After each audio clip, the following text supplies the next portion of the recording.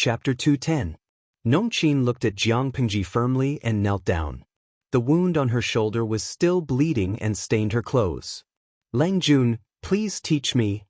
Jiang Pingji looked at Nongqin with a faint smile. Nongqin felt uncomfortable under her gaze. After a long time, she said, "What do you think I can teach you?" Nongqin was stunned. She didn't understand what she meant. Jiang Pingji said, "You practice hard, you work hard, and you don't want to admit defeat. That's enough. What I can teach you is how to maximize your advantages and make your body stronger. You have to rely on yourself for the rest." Women were at a disadvantage because of their physical structure, but it didn't mean that women were weak. In Jiang Pingji's world, the Federal Army was roughly divided into 14 corps. The corps commander was the highest commanding officer and was directly under the command of the commander-in-chief. Each corps had different responsibilities.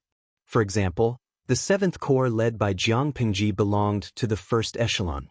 It could be said that apart from the commander-in-chief, the corps commander was the most powerful person. In Jiang Pingji's generation, there were 8 female corps commanders and 6 male corps commanders. In the Federation, the strong were respected, regardless of gender. Who could say that the corps commanders were weaker than the 6 male corps commanders because they were female? In fact, Jiang Pingji's personal combat ability could be ranked in the top 3 among the corps commanders. Physical structure wasn't absolute. It all depended on whether one had the desire to be strong. If others are stronger than you, then you have to learn how to attack faster. If others are faster than you, then you have to learn how to kill them with one blow. If others are stronger than you, then you have to learn the art of war and how to lead troops to war. You should never focus on your own shortcomings. You don't have to compare your shortcomings with others' strengths. It's not necessary. Every word Jiang Pingji said made Nongqin's heart pound uncontrollably, as if something was about to break out of her cocoon. She said, "Get up. You came to me to teach you something. I should teach you something." Nongqin stood up. Her knees were covered in dust. "I will come to the farm every day for a while. It's up to you what you can learn." Jiang Pingji raised her hands and pinched Nongqin's limbs. She said seriously, "The condition of your muscles and bones is fine. Is there a massage after training?" The massage list given by Jiang Pingji was not simple. It was prepared for military school students. It could maximize the effect of training, stimulate muscle nerve activity, and reduce the sequelae of the previous day's training. It could achieve twice the result with half the effort. After accumulating for a long time, those who were slightly younger would be able to further develop their bodies, effectively improving their physical qualities. Nongqin blushed and said in a low voice, "Yes, the head coach saw that I was suffering from training, so he asked the ant in the farm to learn to help me." Although that kind of full-body massage was very embarrassing, the effect was indeed very obvious. His muscles were sore and swollen, and he felt like he had soaked in a hot bath. She thought that she would be too tired to get up the next day, but unexpectedly, after a good night's sleep, her limbs were only slightly sore. This level of fatigue did not affect his training at all. Jiang Pingji chuckled and praised him. "Meng Hun is very attentive. Go and treat the wound on your shoulder and apply some medicine." Nongqin replied respectfully, "In another half a month, it's going to be the corporal selection, right?" Jiang Pingji looked at the rules and regulations she had set. Indeed, there would be a selection of sergeants once a month. Meng Hun said, "Yes, Langjun. Nongqin is also participating. Spread the word that whoever loses to her will have to wash the clothes of the troops." Meng Hun opened his mouth and asked, although Nongqin is working hard, if she wants to win, she was at a disadvantage in terms of body size. Jiang Pingji said meaningfully, "It's not impossible." No one knew better than her how to kill a person in the shortest time. Even if she was at a disadvantage, she could still take the enemy's life. Since she was teaching Nongqin, how could she not teach her something practical? Meng Hun felt a chill down his spine. He subconsciously felt that something was wrong, but he could not tell why. Song Prefecture was one of the 6 prefectures and 21 counties in Dongqing. The trade route to the north was smooth, and it was closely connected to the northern borderline. The two places exchanged goods, which attracted many merchants to do business there. Thus, The local economy was booming, and Song Prefecture became the largest prefecture in Dongqing. However, that prosperity was gone forever. Today, Song Prefecture was filled with depression and decadence. From time to time, roving bandits would rob merchants. The once bustling trade route was no longer what it used to be. A few shabbily dressed people sat by the roadside. Occasionally, rows of soldiers in the Meng family's uniform could be seen patrolling the streets with guns in their hands. They looked solemn as they interrogated suspicious people who were in a hurry. They secretly embezzled money, bullied and humiliated the people, seized the goods of merchants, and took the opportunity to extort money. The checkpoints in and out of Song Prefecture, especially in Meng County, were heavily guarded. Because of the bandits killing and robbing, the people had to leave their homes and stay at the city gate. They were in groups of 2 or 3. Their clothes were old and tattered, and they were emaciated. Their eyes were numb. These damned beasts! A white-haired old beggar covered his face and sobbed as he avoided the soldiers. He was holding a skinny child in his arms. Upon closer inspection, the child's face was pale. There were a few bruises on his face. His eyes were closed and he had stopped breathing. The little beggar was picked up by the old beggar. He had been raised since he could speak until he was 12 years old. The old beggar thought that he would have someone to rely on for the rest of his life. Unexpectedly, his grandson was hungry and went out to beg. He accidentally dirted the shoes of a Meng family soldier and was beaten to death by him. How could this be the guardian of Dongqing and the people? They were obviously a group of jackals, wolves, tigers, and leopards in human skin. They were evil spirits from hell. "What are you scolding, you old bastard?" A soldier with sharp ears heard some noise and walked forward while cursing. The old beggar decided to go all out. He spat at the soldier and said, "I'm scolding you bastards." After a while, there was a pool of blood on the roadside. An old beggar with several holes in his body was lying next to the body of a little beggar. The refugees at the side were already numb. Their eyes were like wooden beads. They didn't move at all, just like wooden statues. At this moment, the crisp sound of horse hooves could be heard from outside the city gate. The originally arrogant guards were like mice that met a cat. They became flattering and respectful, nodding and bowing.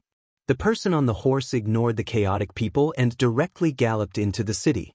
"I have something to report to the county chief. Pass the message quickly." Chapter 211. The man staggered off the horse. His legs were unstable and he almost tripped on the ground. He looked like a mess. He stuck out his tongue and licked his lower lip, slightly relieving the stinging pain from his chapped lips. His bloodshot eyes were wide open as he knelt on the ground.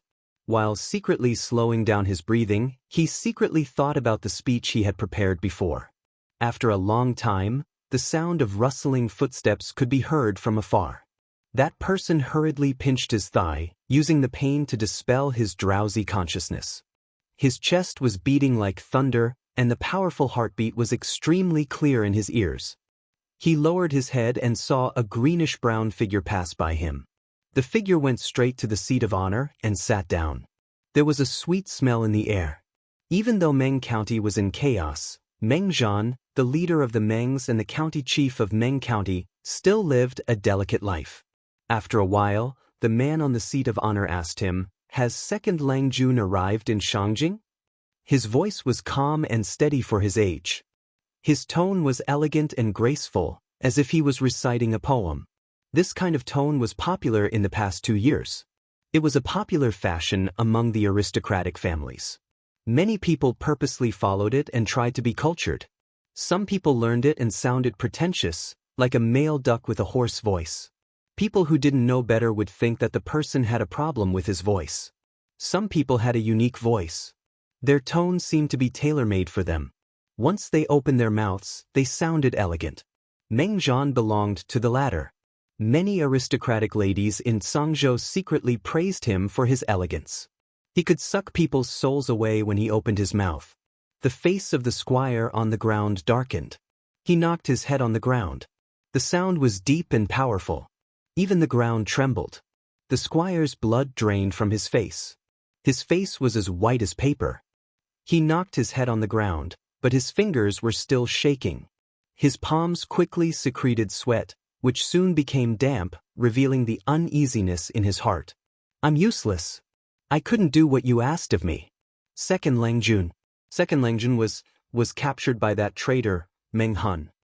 Meng Zhan's eyes turned cold. He threw the teacup in his hand. It hit the squire's forehead and the hot tea splashed on his face. Second Langjun was captured by Meng Hun? He opened his peach blossom eyes slightly, and the corners of his eyes were slightly raised. He asked in a sinister tone, I sent a team of you there, but you couldn't even protect the second Langjun. What use do the Meng family have for you pieces of trash?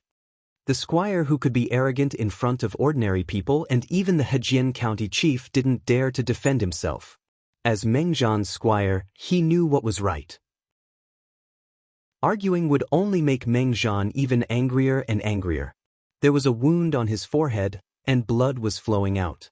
The tea stains mixed with the blood were all over his face, but he didn't dare to raise his hand to wipe it off. After waiting for a while, Meng Zhan's anger had cooled down a little. The servant said in a trembling voice, Please don't be angry, Lei. It's not that I didn't protect second Langjun to the best of my ability. It's just that Meng Hun and his gang are too cunning and insidious. He was the leader of the Mengs and the Meng County Chief's man. Meng Zhan could understand something as simple as this. He was the leader of the Mengs and the Meng County Chief's man. He could see something as simple as this. If Meng Liang was already dead, this cowardly squire wouldn't dare to return to Meng County. He would have run away. You are wise, Meng Zhan. That traitor wanted to take second Langjun as a hostage to extort money. I was afraid that the traitor wouldn't treat second Langjun well, so I rode fast.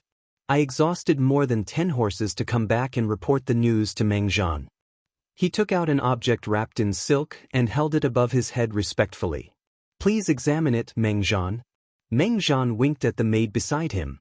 The silk package was presented to him. He opened it. There were 2 scrolls inside. One was written by Meng Liang. It sounded proud and full of disdain for Meng Hun's actions. The other was written by a stranger. It simply stated that they didn't have to kill Meng Liang, but Meng Hun had to fulfill their demands. Meng Liang only said he would give 500 dong, but this scroll changed it to 2,000 dong. Born as a peasant, he is short-sighted. Meng Zhan threw the letter aside. His eyes were full of disdain and contempt. The head of the entourage swallowed and said, Master, the grain. Are we really going to give it to him? Meng Zhan said casually. His peach blossom eyes were filled with arrogance. Of course I'm going to give it to him. The head of the entourage was shocked. It's only 2,000 dong. Only a peasant like him would value it so much. Meng Zhan snorted and said coldly, Follow my order. Go to the granary and transfer 3,000 dong. Send a team to deliver the grain. Do everything for second Langjun's safety. As long as he takes the grain, we'll forget everything. Just take it as my final farewell fee for him as the boss. The head of the entourage was stunned. 3,000 dong of grain? Give it all to Meng Hun? Meng Hun was asking for an exorbitant price, but he only asked for 2,000 dong. Meng Zhan saw that the head of the entourage was confused. He laughed inside and didn't bother to explain. Why did Meng Hun betray the Mengs? Why did he burn down the rearguard commandery? Why did he chase after Meng Liang for thousands of miles? Wasn't it all in the name of revenge for his wife and daughter? Now, 2,000 dong was enough to make Meng Hun give up killing Meng Liang. What did it mean? It meant that the innocence and even the life of his wife and daughter could be bought off with 2,000 dong of grain. That was the price. If that was the case, as his old boss, he should be more generous.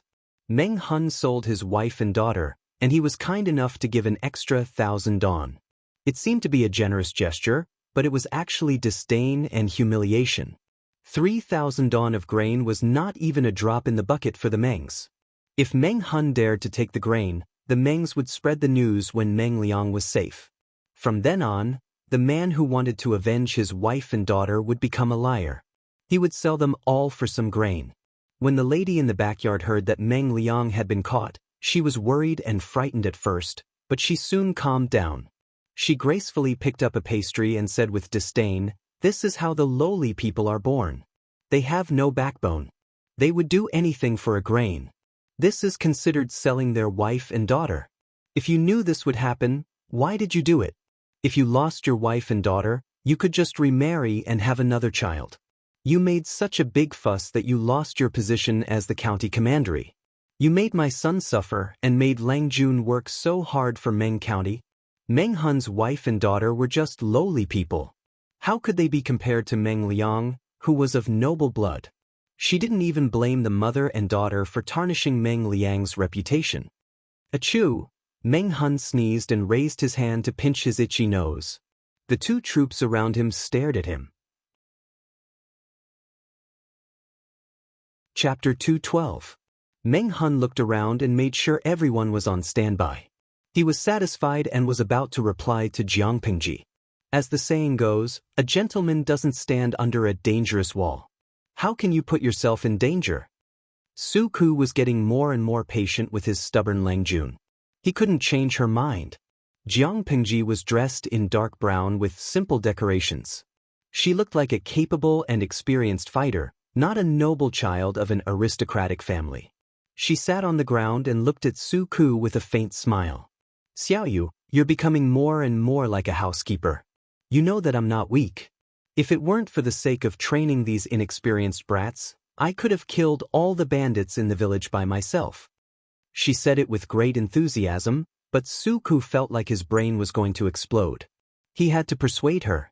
"I admire your extraordinary martial arts, but it doesn't mean you have to fight in person. You just need to guard the rear and give orders. As the saying goes, a rich man doesn't sit under the eaves, and a rich man doesn't ride a horse. It's fortunate that you don't take advantage of danger. Even a random punch could kill an old master. Knives and swords had no eyes. What if Lang Jun was accidentally hurt by those outlaws?" Jiang Pingji smiled. "Don't argue with me. I understand, but I just don't want to do it." As soon as he said that, Su Ku looked as if he had nothing left to live for.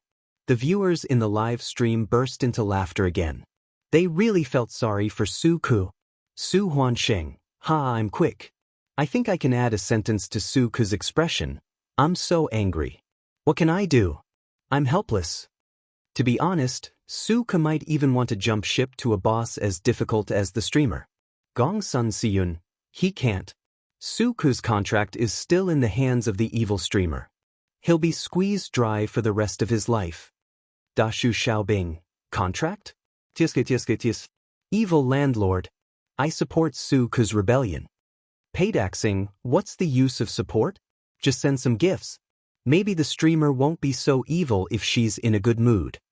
As if responding to Paydaxing's words, a series of gifts popped up in the background of the system. There were so many gifts that the entire screen was flooded.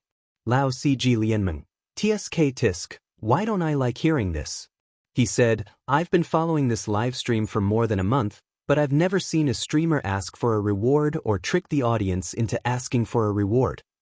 If you say that, it seems like the host is very scheming." Patrick Star, I didn't mean to say that the streamer is scheming, I was just saying, Jiang Pingji never asked for tips, nor did she play any tricks.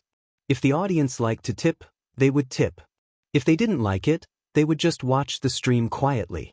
Even so, the amount of tips still increased as the stream went on. Slowly, it showed a terrifying trend. In the face of the tide-like rewards, the system was so happy that it couldn't find the north. The more tips Jiang Pingji received, the more points of popularity it would receive. After all, the system and the streamer would split the points equally. It was a pity that Jiang Pingji did not adopt the few tricks that it had set up. If she had, the rewards would have been 10 times more than what she was getting now. While he felt that it was a pity, he was also drooling as he looked at the endless stream of rewards. Jiang Pingji said to the system in her mind, "You can start the semi-interactive live stream mode now. Just hang up the topic that I've set." As soon as she finished speaking, the system diligently did as she was told.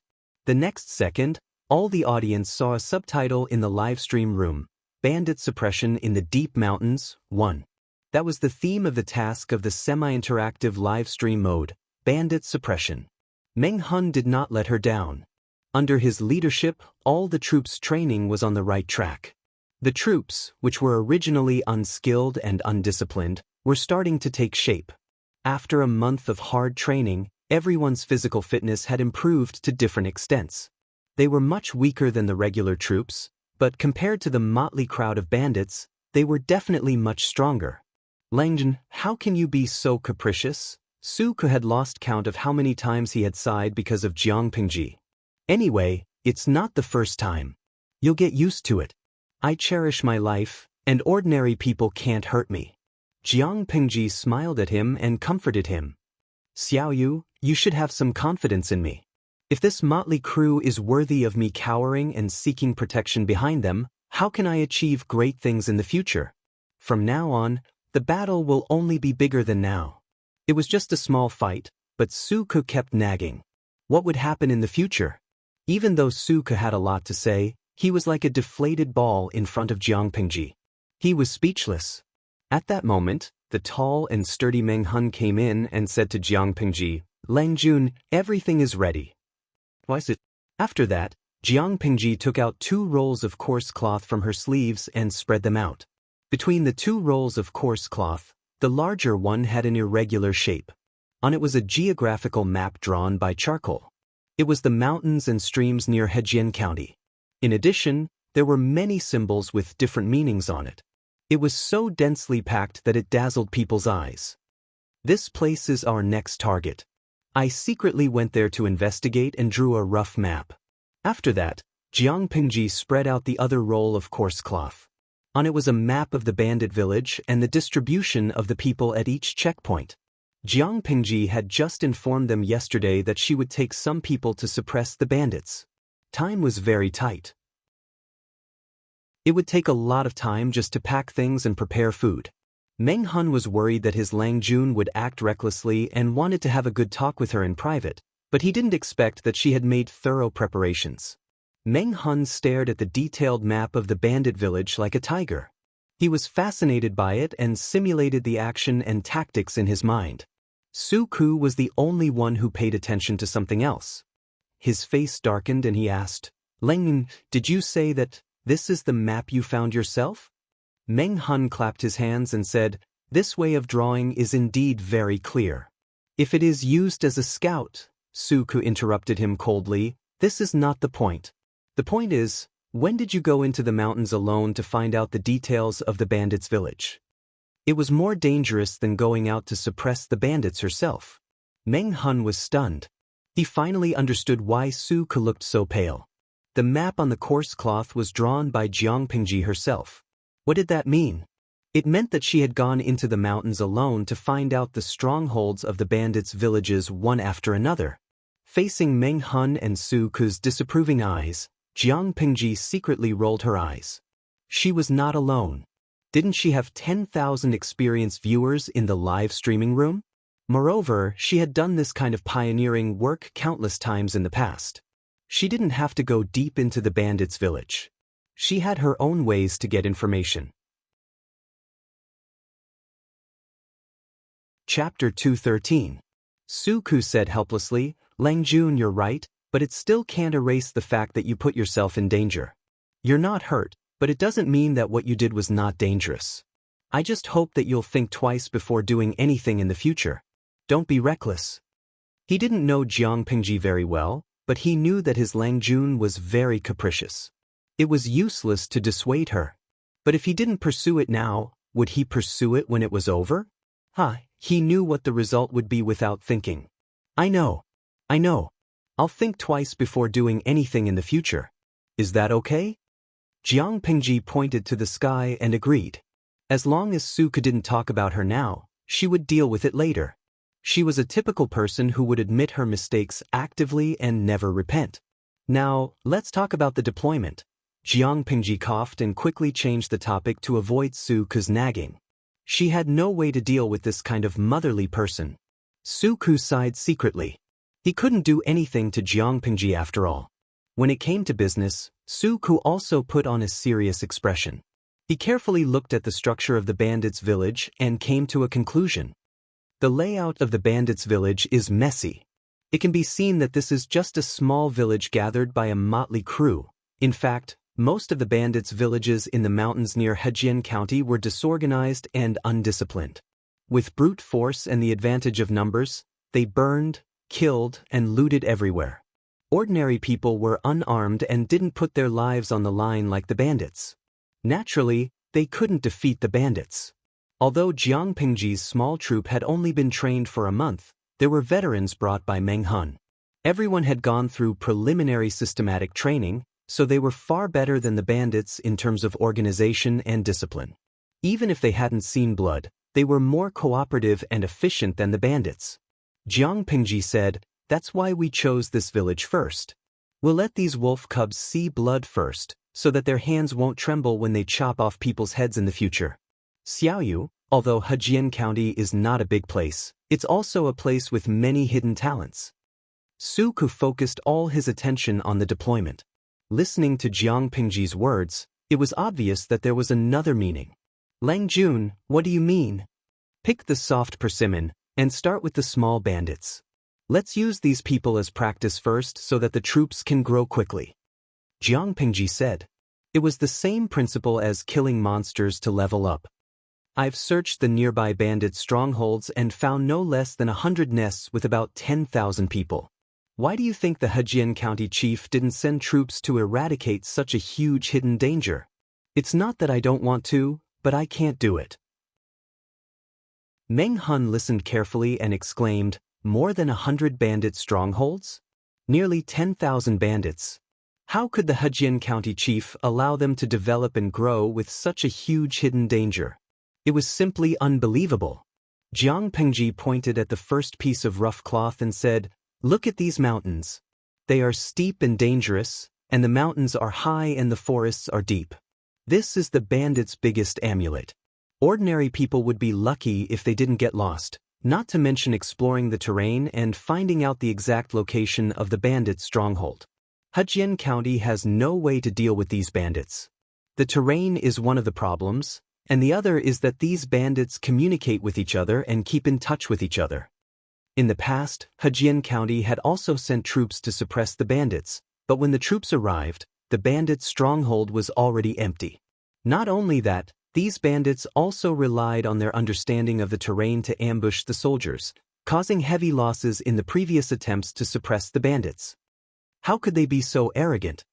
Su Ku carefully looked at the simple drawing on the rough cloth and said, "If so, we must not let a single bandit escape in this operation. We must either kill them all or capture them. If one of them escapes, it will be difficult to deal with them in the future." Jiang Pingji's goal was not to kill one bandit stronghold. She intended to clean up all the bandit strongholds. If she accidentally let a small bandit escape, it would alarm other bandit strongholds and arouse their vigilance. It would be difficult for her to take action again. That's right. So, even if it's a small bandit stronghold, we can't take it lightly. Jiang Pingji said seriously, "If we can persuade them to surrender, we can recruit some of them at our discretion. If they don't repent, or if they have a criminal record, we can just kill them all. It's useless to persuade them to surrender. Keeping them will only spoil the atmosphere."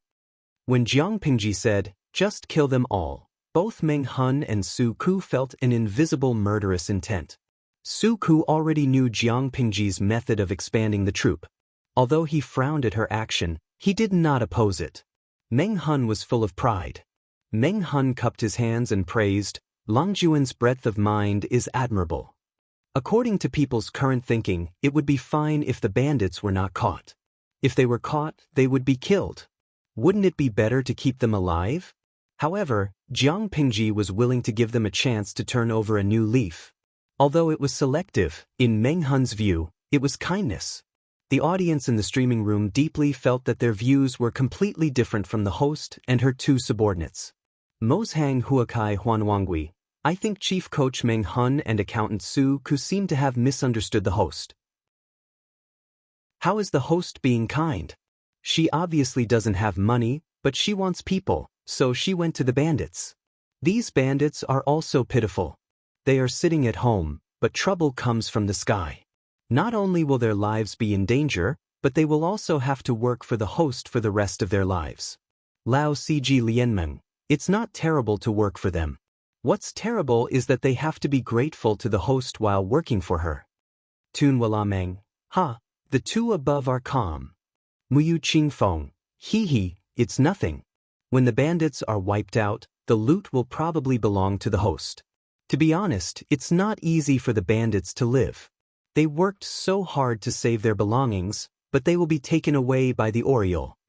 Jiang Pingji glanced at the bullet screen in the streaming room and then continued to discuss the deployment with a calm face.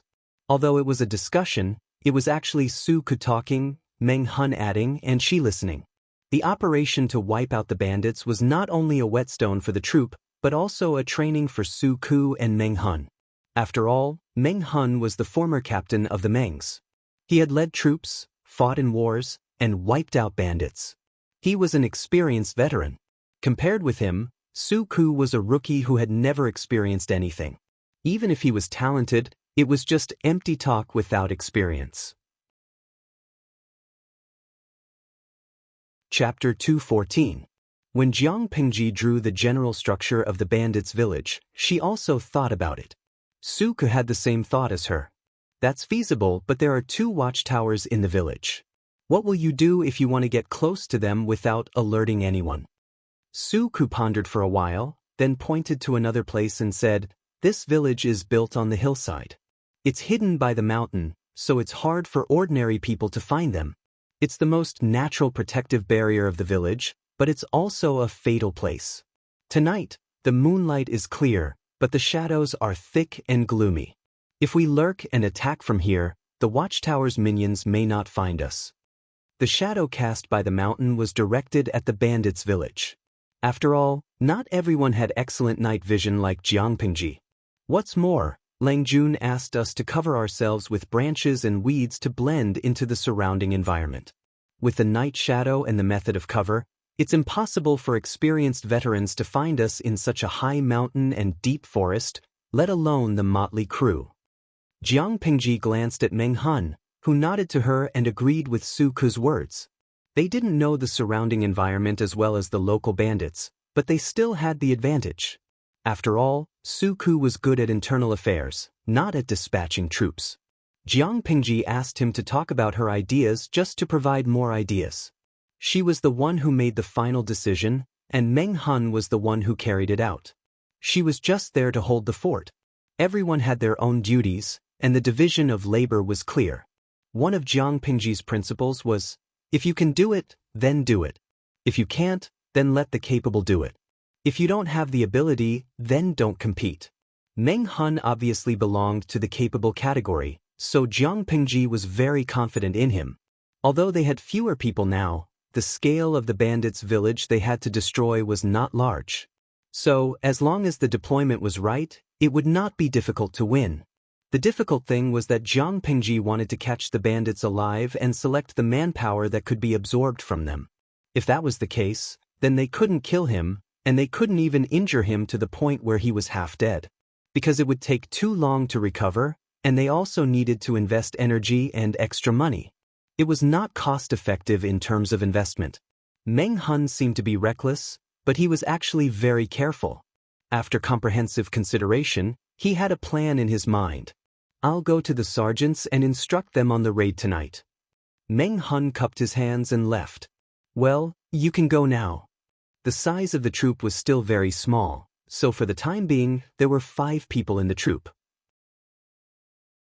To increase the pressure and motivation of the troops, Jiang Pingji also formulated a series of rules and regulations when she established the troops. For example, there was a monthly assessment for the selection of sergeants. Nongqin was one of them.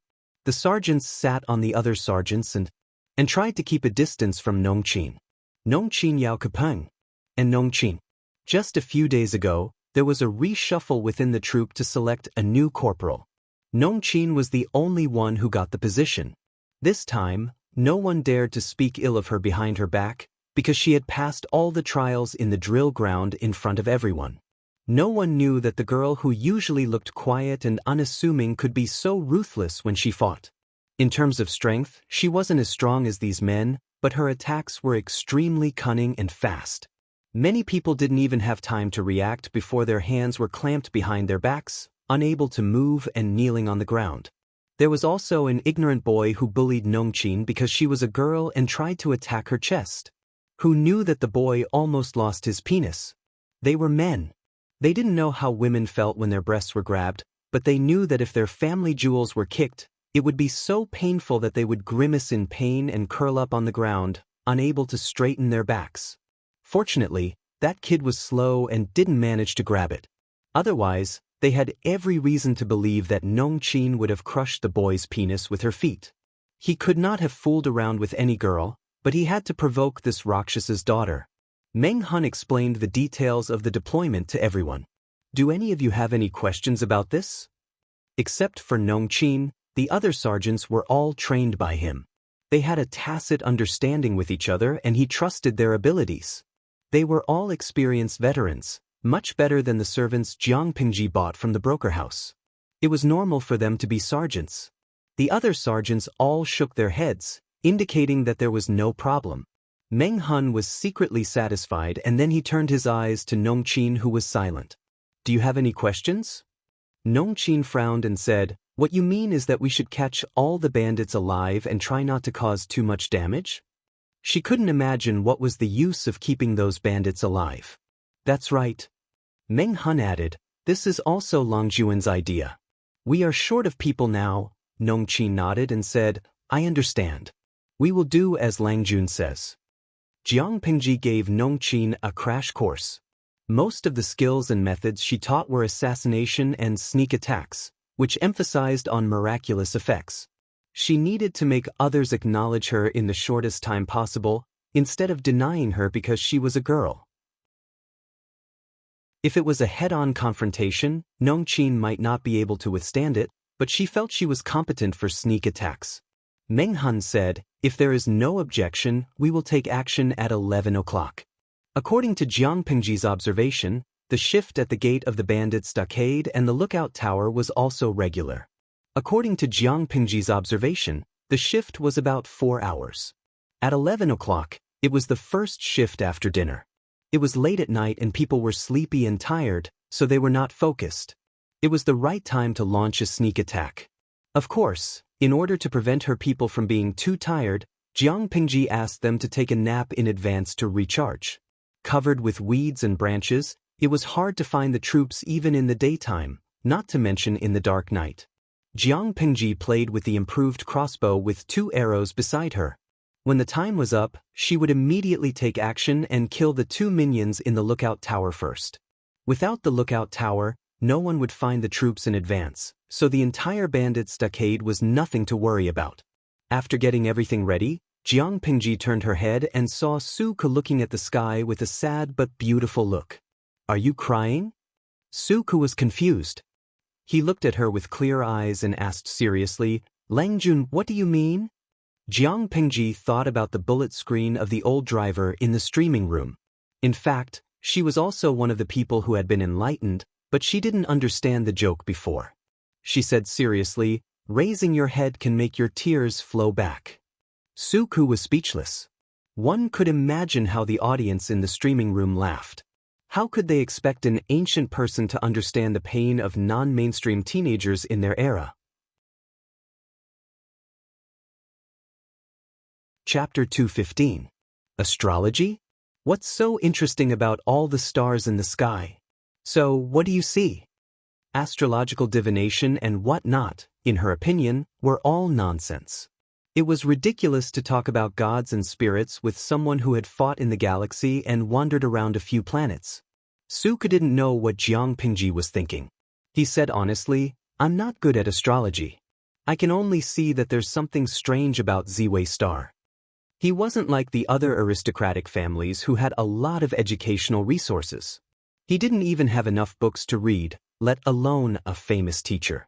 It could be said that in the month he stayed in the Lu residence, he had read dozens or even hundreds of times more books than before. How could a commoner compare to the accumulation of knowledge of an aristocratic family? Su Ke couldn't even be considered a commoner now.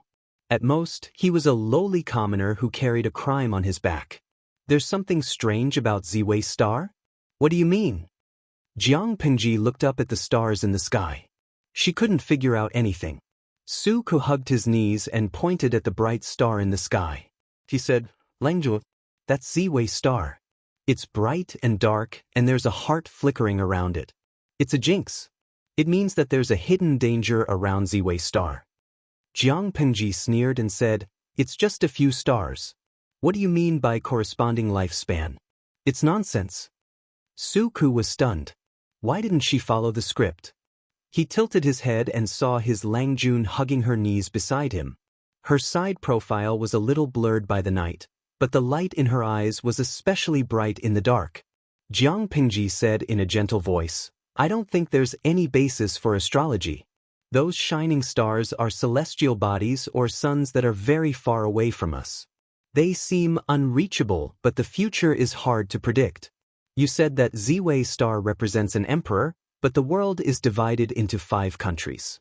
There are 5 emperors. Xiaoyu, which one do you think Ziwei star represents?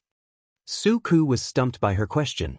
He thought for a while and said, I don't know why you think so, but astrology may not be nonsense. The layman watches the show, while the expert sees the artistry. As for Ziwei star, in my opinion, there's only one emperor. The rest are all fake emperors. Jiang Pingji listened attentively, to the point that Suku thought he had convinced her. Unexpectedly, she suddenly burst into laughter. Her expression was a little painful as she tried to hold back her laughter. Xiaoyu, this is the first time I've realized that you're kind of cute. Jiang Pingji laughed for a long time, which made Suku feel embarrassed.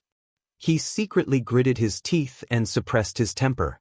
He asked, Lin, are you playing tricks on me again? I never meant that.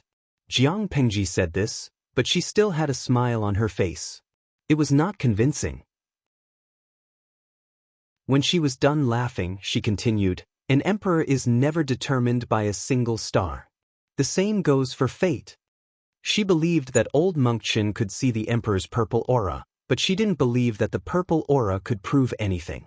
Even monk Liaochen himself said that the purple qi could not guarantee that she would ascend to the 9-5 realms in the future.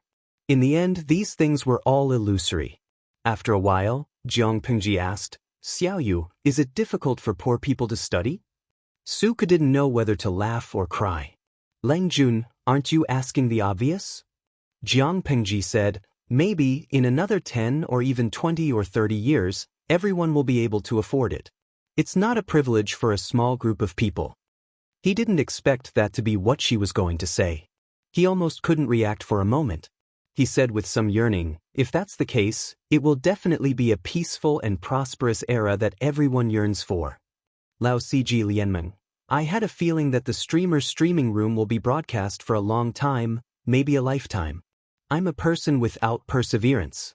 Maybe I'll give up after a month or 2, but now I feel that I'll keep going, maybe for a lifetime. Not for anything else, but for the streamer's words just now, I also want to see such a peaceful and prosperous era. Paydaxing, this once again proves that this streaming room is very positive even if the streamer has no morals. Cafeteria Dafinanti, Lao Ciji Lianmeng, unruly people, this is my confession to the streamer. Nongfu Shangquan Yudiangshuan, hey, Yao Yao Ling? There's a group of unruly people who want to compete with me for my favor. I'll reward them with 10 feet of red. There will be. Everything will be there. Jiang Pingji looked at the sky and calculated the time. But we have to take it one step at a time. If we go too far, we'll easily pull our balls. We can't be fat even if we eat a mouthful of rice. Before we realize this lofty and ambitious dream, we have to get rid of the bandits first. Suku was dumbfounded. Lao Ciji Lianmeng, I feel sorry for Suku every day. Yaoling Shu Shu, sorry +1. I always feel that the streamer likes to make Suku's blood boil, or when he's about to burst into tears, she suddenly says something that kills the mood and destroys the atmosphere. It's so embarrassing. Even a normal person will get cancer of embarrassment. Tao Danio, I believe that this is the streamer's bad taste for Suku's teenage love. I don't know if it's love, but it's definitely a bad taste. Here, put it on. Don't catch a cold. Jiang Pingji threw the cloak that her maid had prepared for her to Su Ku and let him put it on. The weather had warmed up a lot. Many people had put on their spring clothes, which were made of thin material. Su Ku was no exception. But he had underestimated the temperature in the deep mountains. The air was still damp and it was cold to the bone. Holding the cloak, Su Ku hesitated for a long time before he put it on. The lining of the cloak was made of rabbit fur. It was not thick, but it was very warm. It immediately separated him from the cold outside, and his thighs and arms did not have to shiver in the cold. Lang Jun, aren't you afraid of the cold? Su Ku asked. Jiang Pingji smiled and said, It's so cold. How can it be cold? I'm not a delicate little boy who's afraid of the cold. Su Ku looked down at himself, who was tightly wrapped, and then at his Lang Jun, who was dressed in neat clothes. He was suspicious and kept silent. Let's stop talking. Time's up. As soon as she finished speaking, Meng Hun had secretly commanded a troop to hide in the shadows and approach the entrance of the stockade village. The sergeant of the troop was Nongqin. Jiang Pingji held a crossbow in one hand and pulled the string with the other. Her snow-white wrist was exposed, which looked particularly delicate in the cold moonlight. She easily put an arrow on the bow and aimed at the watchtower nearly 300 meters away. Whoosh, the arrow shot out, and there was a slight sound of breaking air. She calmly put the second arrow on the bow, and it was also neat. The time difference was less than 1 second. 2 small minions of the watchtower were killed by an arrow through the heart. Half of their bodies were on the crossbar, and blood was gurgling. At the same time, the troop led by Nongqin also took action. 2 breaths later, there were 3 bodies lying at Nongqin's feet. She smiled shyly at the sergeant. She didn't want to kill anyone, but she practiced the art of assassination, so she casually broke the man's neck. Chapter 216. With the arrows as an order, many black figures sneaked into the bandits' stockade, hiding in the shadows like ghosts. Nongqin's face was cold, and her eyes were dark and frighteningly cold. It was probably because it was not the first time that she had killed someone, so she was very calm. Her mind was not filled with fear or hesitation, but the voice of her Lang Jun when he taught her how to kill. Her mind was clearer than ever. Every time she sent someone to heaven, she became calmer. At that moment, she understood why her Lang Jun said that some feelings could not be expressed in words, and only by doing it herself could she understand it. Her hands were steady and scary, but there was a burning impulse in her chest that could spread to her limbs and burn all her senses. She was no longer a lowly servant girl who could be bullied by the servants. On the contrary, her hands could now control other people's lives.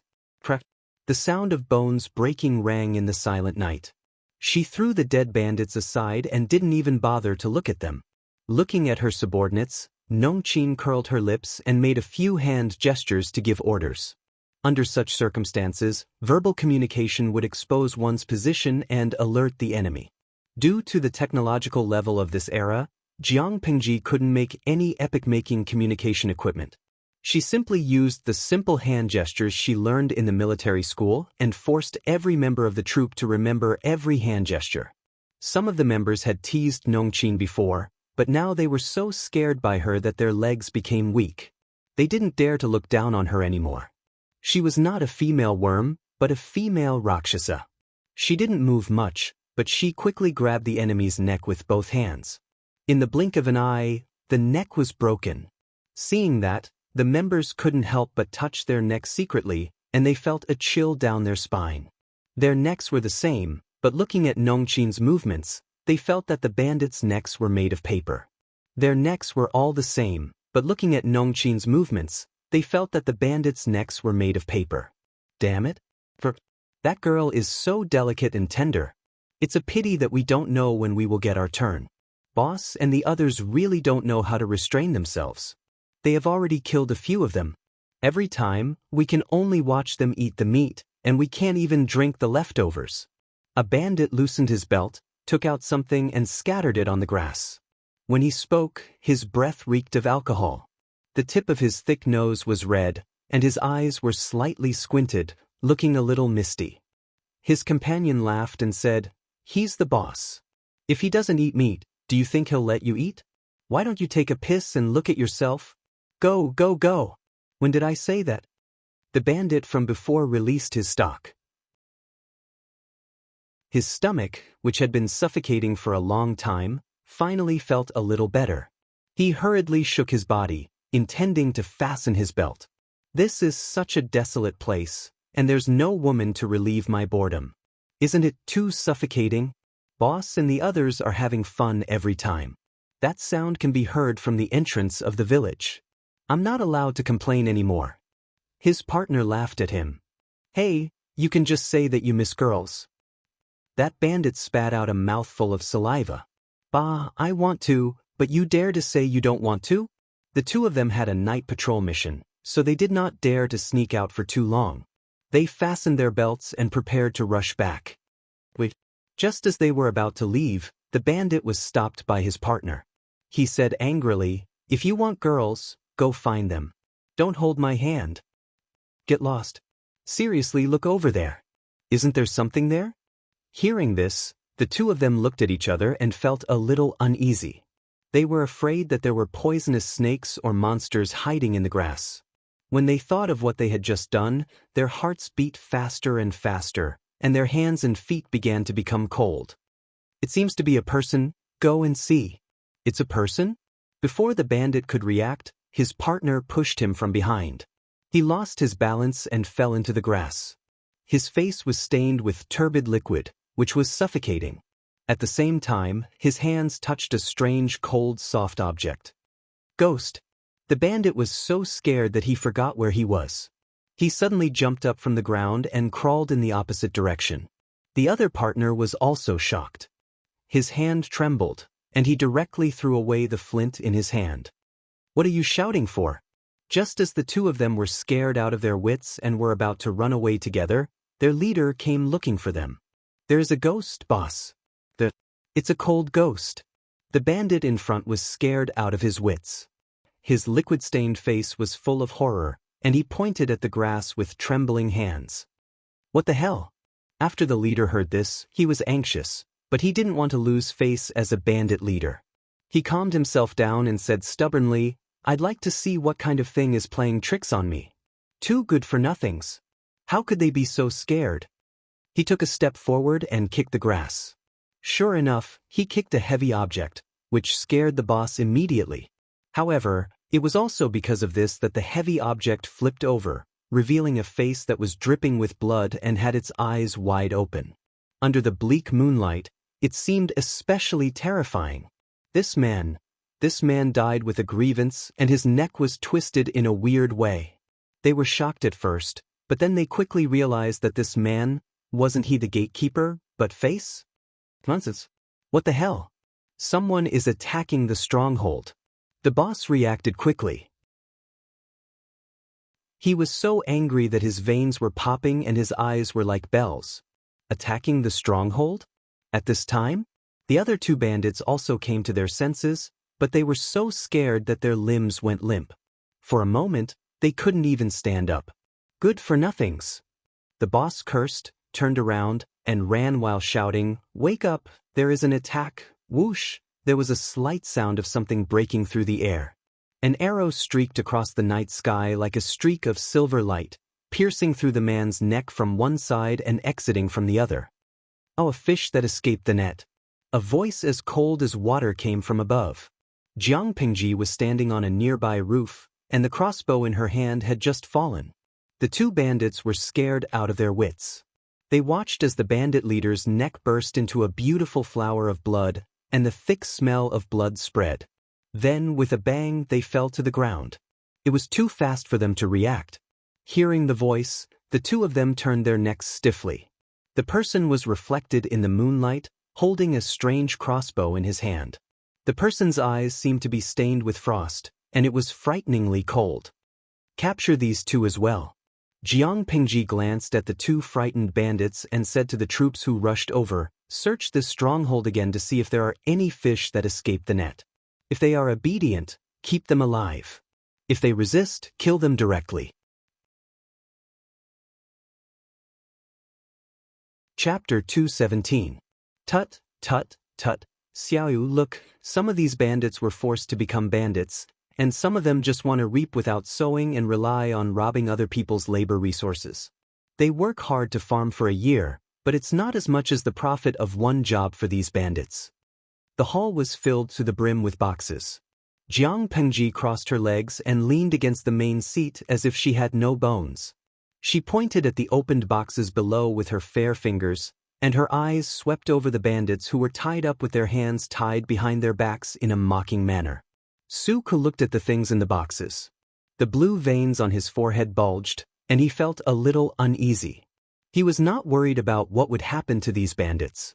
He was just worried that his Lang Jun would get addicted to beating bandits and get carried away. Although, he also felt good about it.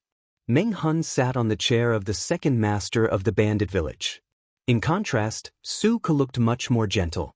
Meng Hun asked in a fierce voice, Lang Jun, what should we do with these people? Are they all like this or just like this? Meng Hun made two very obvious gestures. When the bandits saw this, they all shivered, their legs trembled, and tears and mucus flowed down their cheeks.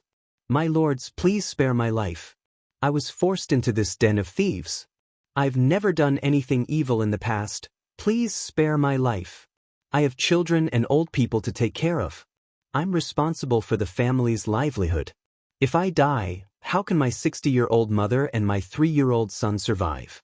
Please, I was also forced into this place by that black-hearted man. Please spare my life.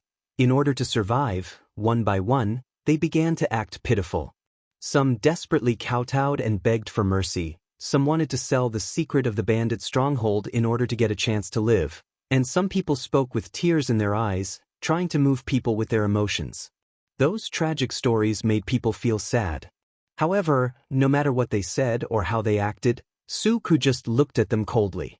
Meng Hun looked like it was none of his business. The real mastermind, Jiang Pengji, looked at each and every one of them with a faint smile, as if she was watching a monkey show. Don't be in a hurry to deal with these people. Jiang Pengji put her fingers together and pretended to be thinking. Then she turned her head and asked Su Ke, are all the things found in this village here? How much grain and money are there in total? Su Ke lowered his head and looked at the bamboo slip that he had made some simple records on. He said, there are about 300 dawn of grain, and about 700 taels of money and silk. This was only a rough estimate.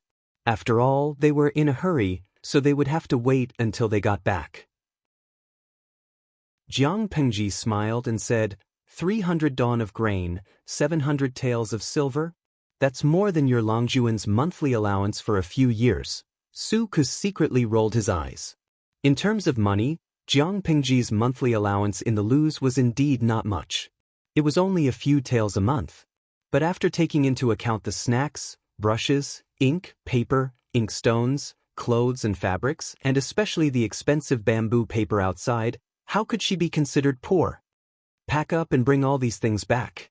Jiang Pengji smiled faintly and waved her hand. She looked more like a bandit than the head of a bandit. Brothers, you've worked hard today. When we get back, each of you will get 1 tael of silver and 1 jean of pork. You should make up for your hard training. As for where the expenses would come from, of course, it would be the confiscated bandit supplies. How many people were there in the troop? It was just a small reward, which was not painful at all. Instead, it could win people's hearts and stimulate their fighting spirit. How could it not be worth it? In addition, each corporal get 1 more share. Of course, the treatment of ordinary troops and corporal had to be different, so that they could clearly realize that if they wanted to get better treatment, they had to train hard and climb up. Write it down. Su Ke nodded while writing. Jiang Pengji naturally did not forget Su Ke and Meng Hun. Each of them got 10 taels of silver. In addition, Meng Hun got a few more jars of wine and 5 jean of pork, while Su Ke got a few bolts of good quality cotton cloth and some health herbs of equal value. The arrangement was made purely because Meng Hun was single. He had to feed himself, and Su Ke had to take care of his aunt.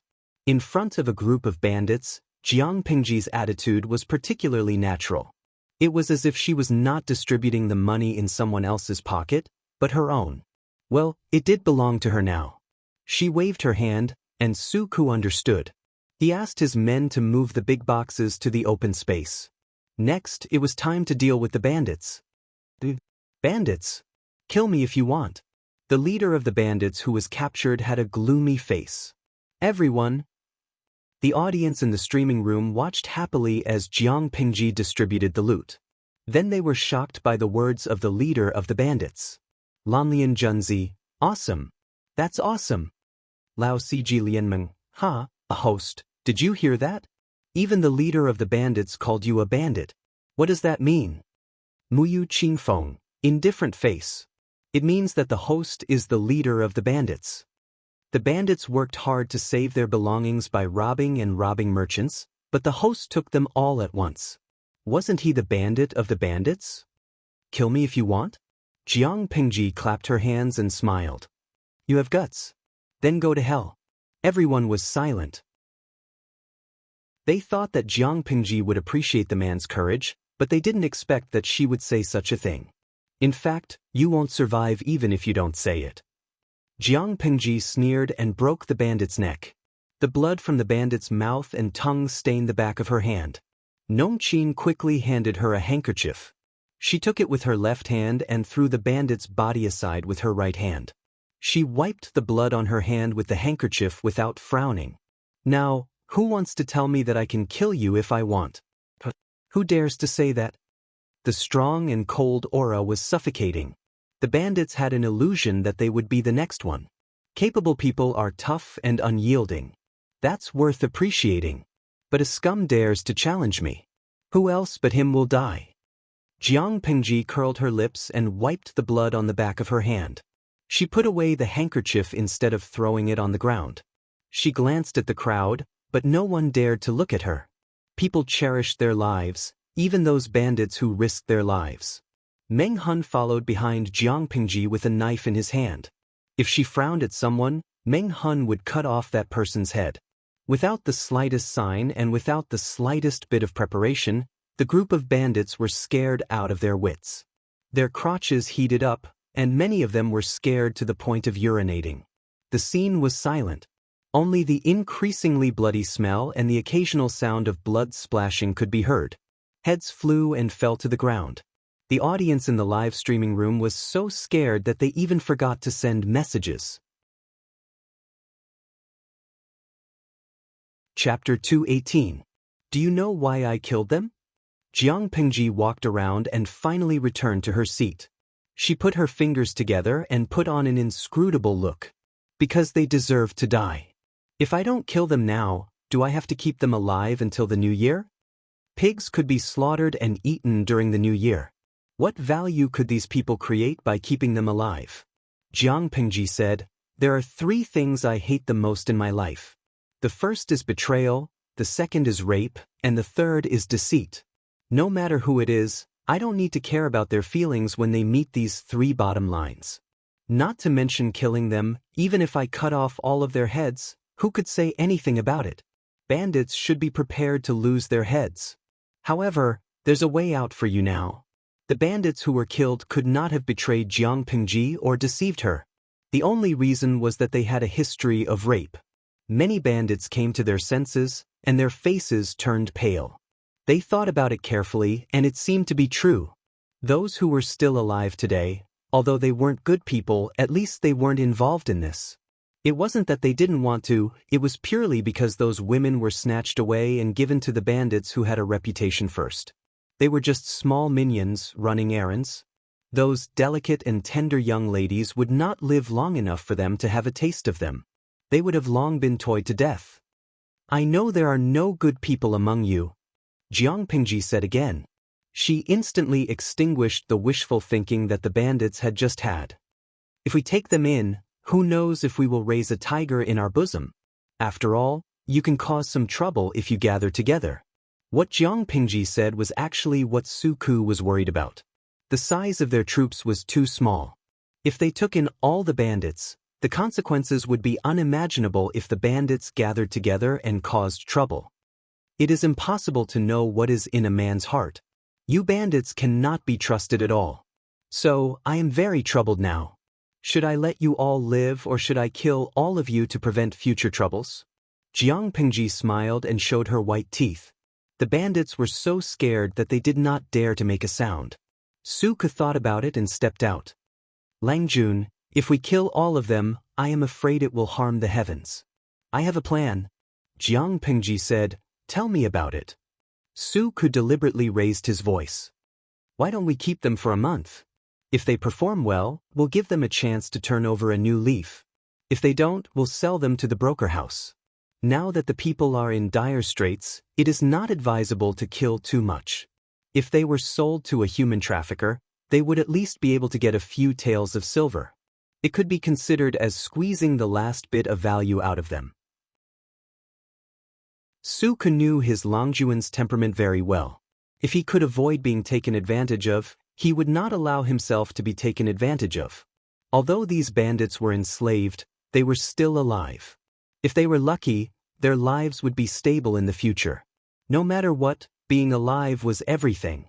The bandits were frightened again and again. At this time, they no longer had the slightest intention to resist, or rather, even if they did not dare to show it. Jiang Pingji and her people killed without hesitation. They were more like a gang of bandits than them. They were bandits, but Jiang Pingji and her gang were robbers. Jiang Pingji nodded as she listened. Soon after, she pretended to be distressed and asked, but what if they secretly gather to cause trouble? Su Ke answered coldly, kill them without mercy. The words kill without mercy caused many bandits to tremble uncontrollably, and their entire bodies trembled. Jiang Pingji smiled and immediately asked the bandits in a gentle way, did you hear that? If you are willing to live, I will let you live for a month. If your performance is satisfactory, you can live. If not, you will be directly sold to the slave house. If you dare to gather people to cause trouble and secretly violate my taboo. Look at your brothers lying next to you. After that, Jiang Pingji patted the armrest of the main seat with her palm, and the wooden armrest immediately collapsed. In a few words, she extinguished the little bit of luck and unwillingness in the hearts of these bandits. The shadow of death would always linger around them. At this time, a troop secretly whispered to Nongqin. After hearing it, a trace of suppressed anger appeared on her face. Jiang Pingji noticed it and asked her, what's wrong, Nongqin? Lang Jun, there is a cellar in this bandit stronghold, which is full of kidnapped children and women. Cellar? Jiang Pingji looked at those bandits who were still alive and said coldly, what's going on here? Several bandits blushed and wanted to say something, but because of the previous shock and nervousness, they couldn't say a word. A clever one quickly kowtowed and said, the women and children in the cellar have nothing to do with us. How could there be any law when they were bandits who robbed houses? They robbed everything they could, including money and people. A group of bandits, all male, naturally had physiological needs. When they saw a beautiful woman, they naturally had sexual desires. Jiang Pingji sneered and said, go and have a look. Watch these people closely. If anyone dares to struggle, kill him directly. Her words made those who wanted to beg for mercy stiffen, and they dared not make any noise. The air in the cellar was very turbid, and there was a lot of excrement in the corner. Smelling it made people feel like stomach acid was surging. There were 2 haggard women and 3 timid 7- or 8-year-old girls hiding in the cellar. The women's clothes were ragged, and the ragged material could only cover the important parts. The exposed skin was bruised, full of violence and ambiguity, which made people know at a glance that she had suffered a nightmare. The audience in the live streaming room was still immersed in the previous fear. Seeing such a miserable scene, they all sent bullet screens. Those bandits should die thousands of times. As for the 3 children, they were so thin that their bones could be seen. Their chins were very sharp, their cheeks were sunken, and their hair was dry and yellow, curled into clumps. No one knew how long they hadn't been washed. They were so thin that their eyes were especially big. Su Ke followed them and knew what had happened. He was suddenly speechless and didn't know what to say. It was not a peaceful era. It seemed to be flashy, but there were endless grievances and darkness behind it. The women and children locked in the cellar were just one of thousands of examples. Bring these people back as well. Jiang Pingji's voice was very gentle, but those people were trembling at the same time, as if she was about to kill. Suku asked, "If I take them back, what should I do with them?"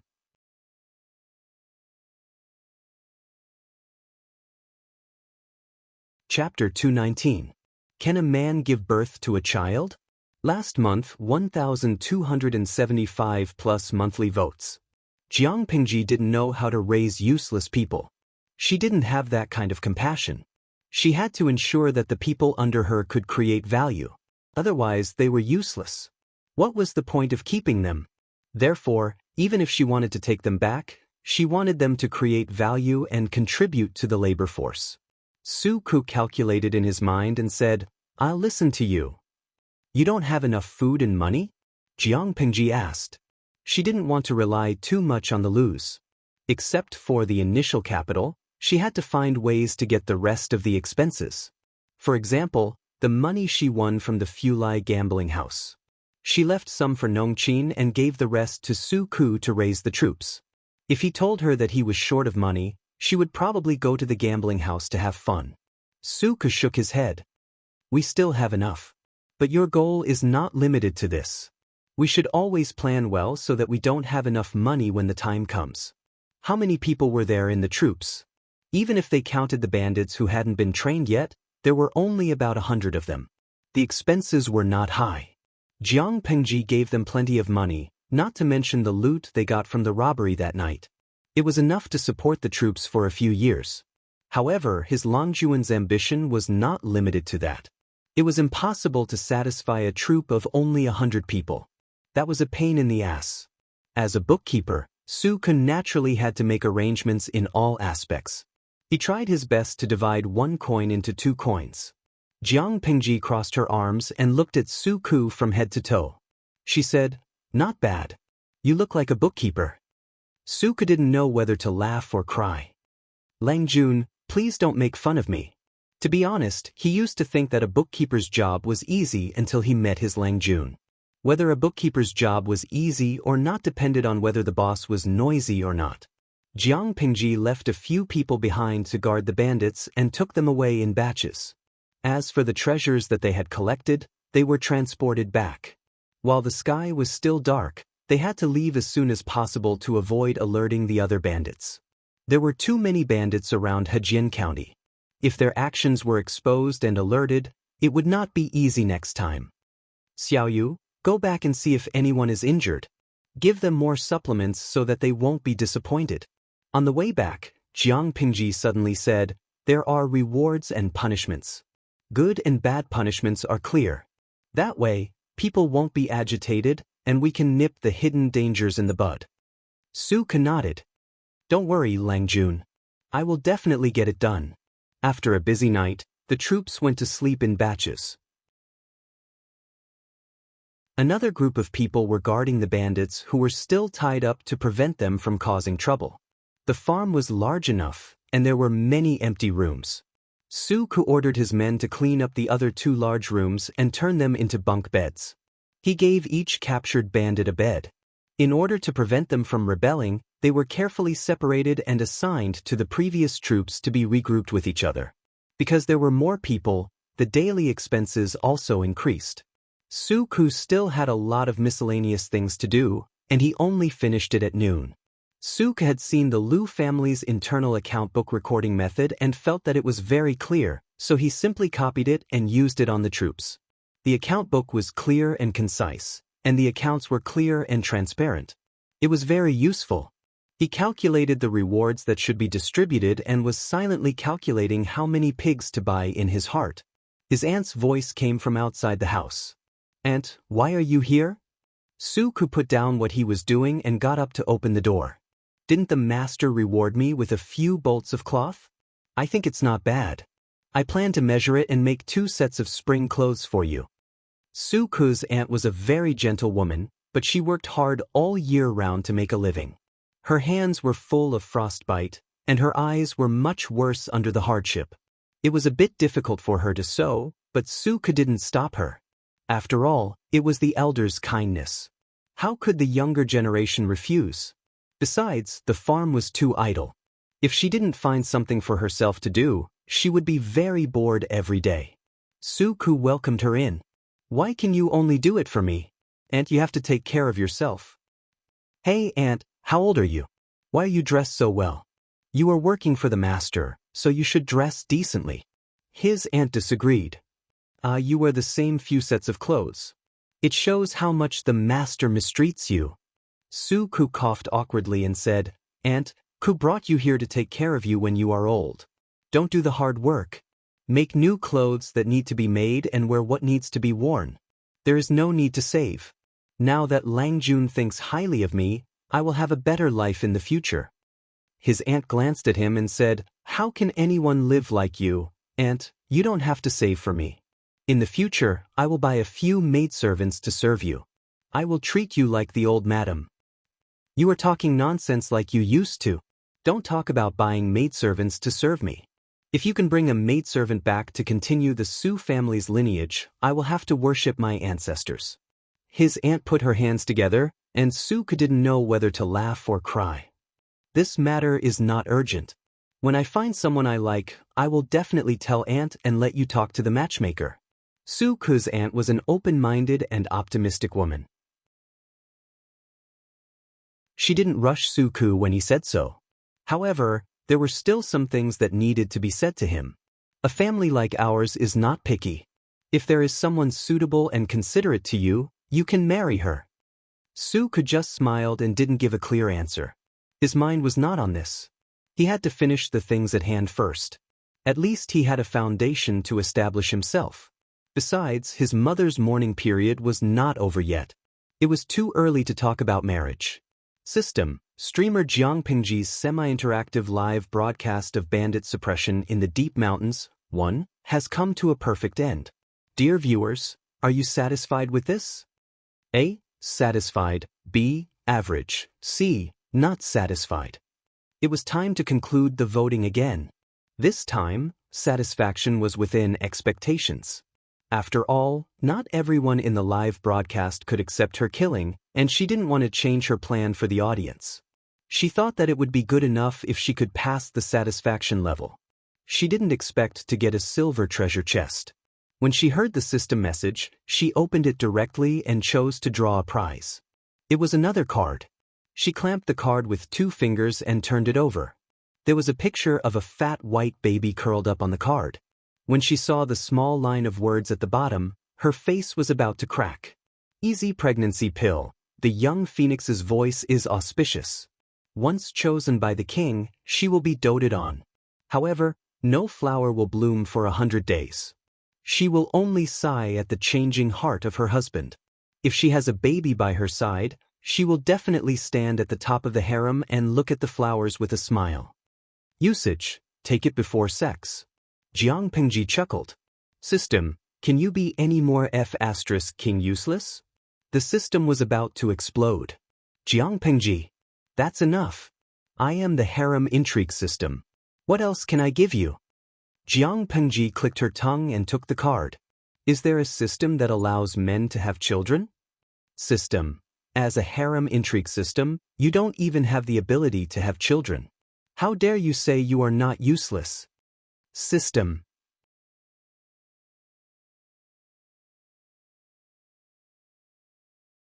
Chapter 220.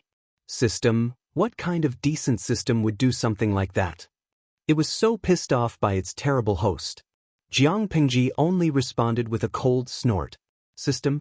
How could it be considered decent? A famous item to attract men's interest in their own bodies? An easy pregnancy pill to solidify men's love for them? It was really decent. It was a typical example of a whore trying to maintain her chastity. Jiang Pingji glanced at the 2 cards in her backpack. She seemed to be deep in thought. After a long time, she said, speaking of which, it seems that in the past half a month, you haven't sent me a real-time trigger mission. But did you secretly uninstall this section? System clicked its tongue and said, how is that possible? After the section is loaded, you can only uninstall it after the second system upgrade. As for why there hasn't been a single trigger mission. Honestly, host, tell me seriously, how many times have you gone out in the past half a month? Other than going to the farm, she would stay at home and read. It was so boring that it was hard for the live stream viewers to watch. Jiang Pingji pinched her chin and said, "What you mean is that if I go out more often, I might trigger a mission?" System answered in a businesslike manner. In theory, yes. The so-called real-time trigger mission is when the system analyzes the people and things that the host has experienced and determines that there is a need for a mission. Only then will it send a mission to the host. The more people you know and the more things you encounter, the higher the possibility of triggering a mission. But I suggest that you let nature take its course. Jiang Pingji laughed and asked, "Let nature take its course?" Yes, the system just did an analysis and found that you have the intention to go against the system. This is not good for you. The first time the system issued a real-time triggered mission, not only did the host decisively refuse to carry it out, but he even calmly accepted the punishment. After the mission was completed, the system was 99% sure that the host wanted to cause trouble again. Don't be so paranoid. No matter what, we're in a temporary partnership. We're in the same boat. What good will it do me if I deliberately go against you? Jiang Pingji spread her hands to show that she had no ill intentions. The system's answer was silence. Although it hadn't been with Jiang Pingji for long, the system already understood that it could only trust half of what she said. After a long while, the system finally spoke. "I am very happy that the host can finally understand the pains of being a system. I will not harm you. I hope that we can get along well in the future." The system and Jiang Pingji seemed to have reached an alliance and restored a harmonious relationship. In fact, they were like two businessmen shaking hands with a smile. Each of them held a sharp dagger behind their backs, ready to plot against the other at any time and then find an opportunity to stab the other in the back. Jiang Pingji only returned to the Lu residence when it was close to dinner time. When she returned, she heard from the gatekeeper that Lu Shi was waiting for her in the study. Frowning slightly, she lightly said, "I understand. I'll go see my father now." Why was Lu Shi looking for her? Jiang Pingji had a vague guess. It was either related to the bandit suppression the night before or there was news from Meng County in Song Prefecture. Although she did not take the initiative to tell Lu Shi about the bandit extermination, she did not deliberately hide it from him.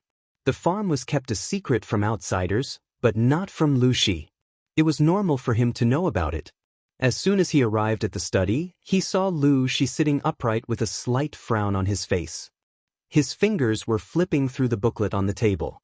He was engrossed in reading. As usual, Jiang Pingji first saluted him. Then she said, "Father, what can I do for you?" Lu Shi then raised his head and gestured for Jiang Pingji to sit beside him. Lu Shi was about to say something, but he suddenly stopped. He looked a little hesitant. "Are you hurt?" Jiang Pingji was sure that was not what Lu Shi wanted to say before. She shook her head and said, "No, I'm not hurt. A gentleman does not stand under a collapsing wall. But I know you well. It's useless to persuade you." Lu Shi sighed softly. Then he smiled with some pride. Most of those bandits are the kind of people who only know how to steal and steal. They don't know the word loyalty, and they don't know the word loyalty. I won't object to your decision, but you have to be careful in case they plot against you behind your back.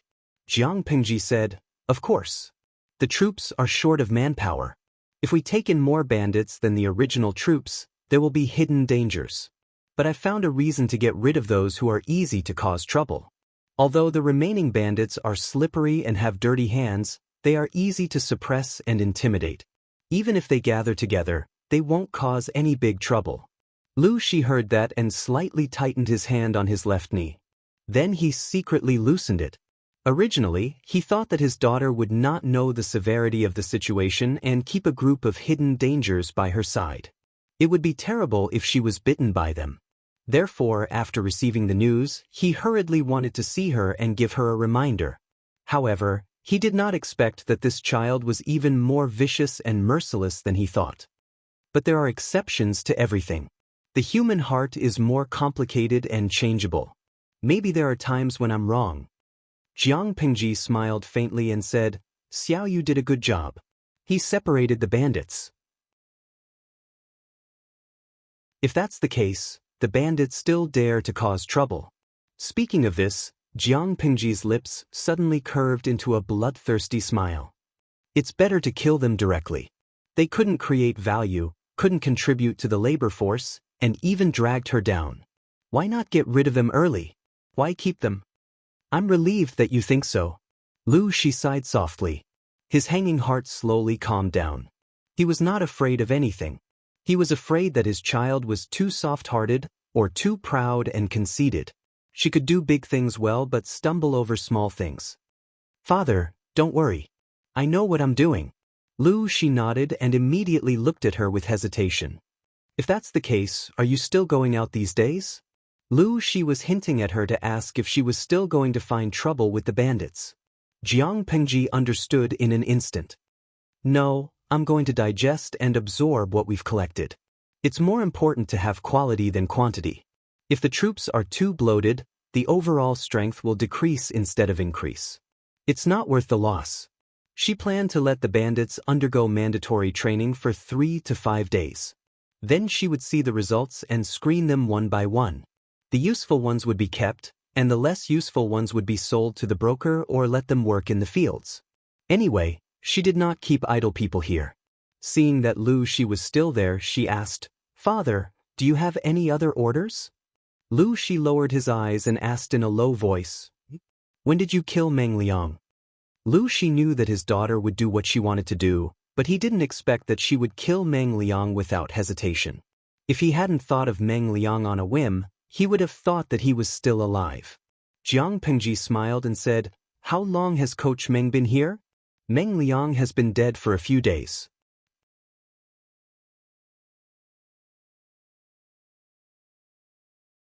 Chapter 221.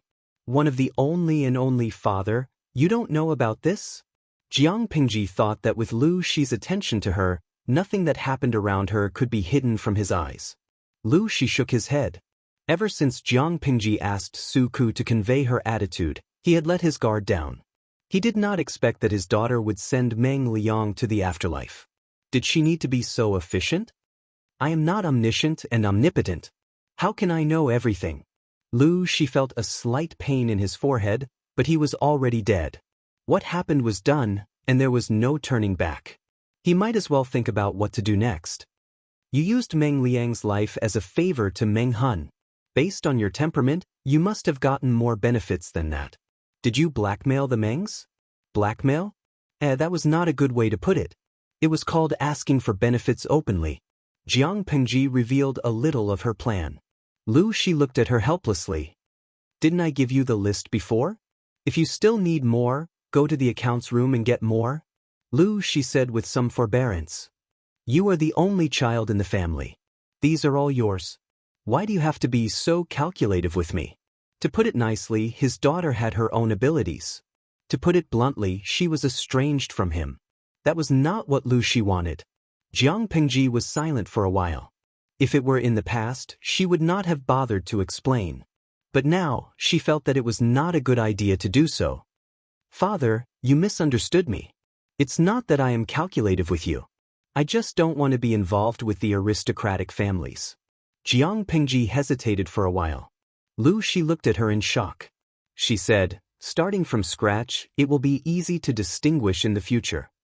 Whether it was Su Ku, Meng Hun, or Qiguan Rang, all three of them had one thing in common. They had low social status. It wasn't that she couldn't attract people of high status. In fact, as long as she put up the banner of Lu Shi's son, she could also attract people of a certain status with Lu Shi's halo. As the son, she could also attract people of a certain status. Why didn't she do that? Because she did not want to. If she got involved too early, she would be passive in the future. Jiang Pengji's goal was very clear, so in order to achieve it, she needed to formulate a series of plans.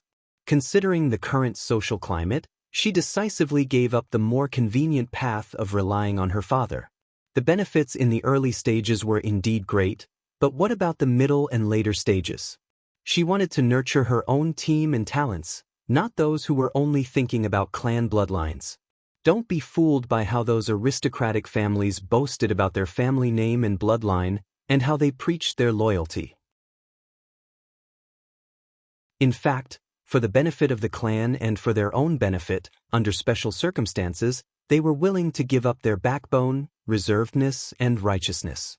Are they like a piece of poison wrapped in sugar? Medicine, at first it tasted sweet and greasy, but when the sugar coating was finished, only poison was left. It looked tempting, but it was extremely delicious. The path she was going to take would inevitably touch upon the most fatal interest of the aristocratic families, education. Why were aristocratic families called aristocratic families? This was because they had money in their hands and food in their granaries. They monopolized education and made studying a privilege for a minority of people. They also indirectly monopolized the imperial court. Talents were all from aristocratic families. 1 generation, 2 generation, 3 generation. After generations, the officials in the imperial court were more or less related by blood or marriage. When this group of people worked together, how could the emperor have a say? Did they want to attack them? They didn't mind firing the emperor first. Jiang Pingji had enough of this ignorant era. Out of 100 people she met outside, 99 of them were illiterate. In addition to education, there was also the land. Were the farmers in Dongqing not hardworking? They were very hardworking. Jiang Pingji was very clear about this. They worked before dawn and only returned home with their hoes when the sun set. They worked from dawn to dusk, and they couldn't even save a surplus of food throughout the year. If they were unfortunate enough to encounter a natural disaster, they couldn't eat a full meal throughout the year. Perhaps a large number of people would starve to death. Starving people everywhere. Was this just a word? This was a living hell on earth. But why were they so hardworking, but still unable to eat enough and wear warm clothes? Was the land too barren, or was the tax exploitation too vicious? Although Jiang Pingji was criticized by the system for not going out much, in fact, she was trying her best to understand this era from books and understand their lives through chatting with the farmers. The more she understood, the clearer Jiang Pingji was about the path she wanted to take. This path was very long, but she would try her best to plan and perfect it. Obviously, in the path she planned, the aristocratic families were not allowed to interfere in the beginning. If they were, the development in the middle and later stages would be more restrained. She wanted to promote education so that all children could study, regardless of their status. Would the aristocratic families be willing? She wanted to reform the land so that all the hardworking people could reap the benefits they deserved. Would the aristocratic families be willing? Her ideas touched the most important thing in their lives. They would use all their strength to oppose it. When the time came, would they listen to her, or would she listen to others? As a son of an aristocratic family, Jiang Pingji's ideas were simply unorthodox. She was a living freak. Why? Lu Shi held back for a long time before he asked these few words with trembling lips. Jiang Pingji asked calmly, "Father, do you think there is a difference between being the only one and being one?" She was very clear that because of her cheap mother's influence and spoilers, Lu Shi had long been mentally prepared for this reality. In terms of stirring up trouble, Lu Shi fully supported her and supported her to take that path. Therefore, she wanted to have a frank talk with the other party. The only one. Lu Shi was smart and instantly understood what she meant. What was the only one? There was only one since ancient times. What was one? One among all the living things. The meaning of Jiang Pingji's words was very clear. She wanted to step on the aristocratic families, promote education, reform the land, and enlighten the people. To the small group of people in the aristocratic families, she was indeed hateful. But to all the living things and people in the future, she might be the only one to reach this step since ancient times. Those who came later would not be able to catch up. Jiang Pingji smiled suddenly and said confidently, "If father thinks that I am disobedient and unfilial, it is still not too late." She was still young. If Lu Shi wanted to deal with her, there was nothing she could do, right? Of course, if Lu Shi wanted to keep her, he had to have the ability to do so. Lu Shi choked. The shock in his heart turned into helplessness. "You know that I won't hurt you. If not for the fact that you have a strong backing, why would you say this to me?" Because she was sure of it, she dared to talk to him frankly. "To your father, there is nothing more important than your mother, you, and your two elder brothers. Besides, even if the aristocratic families were weakened, as the future royal family, who would treat the Lu family unfairly? Lu Shi was a smart person.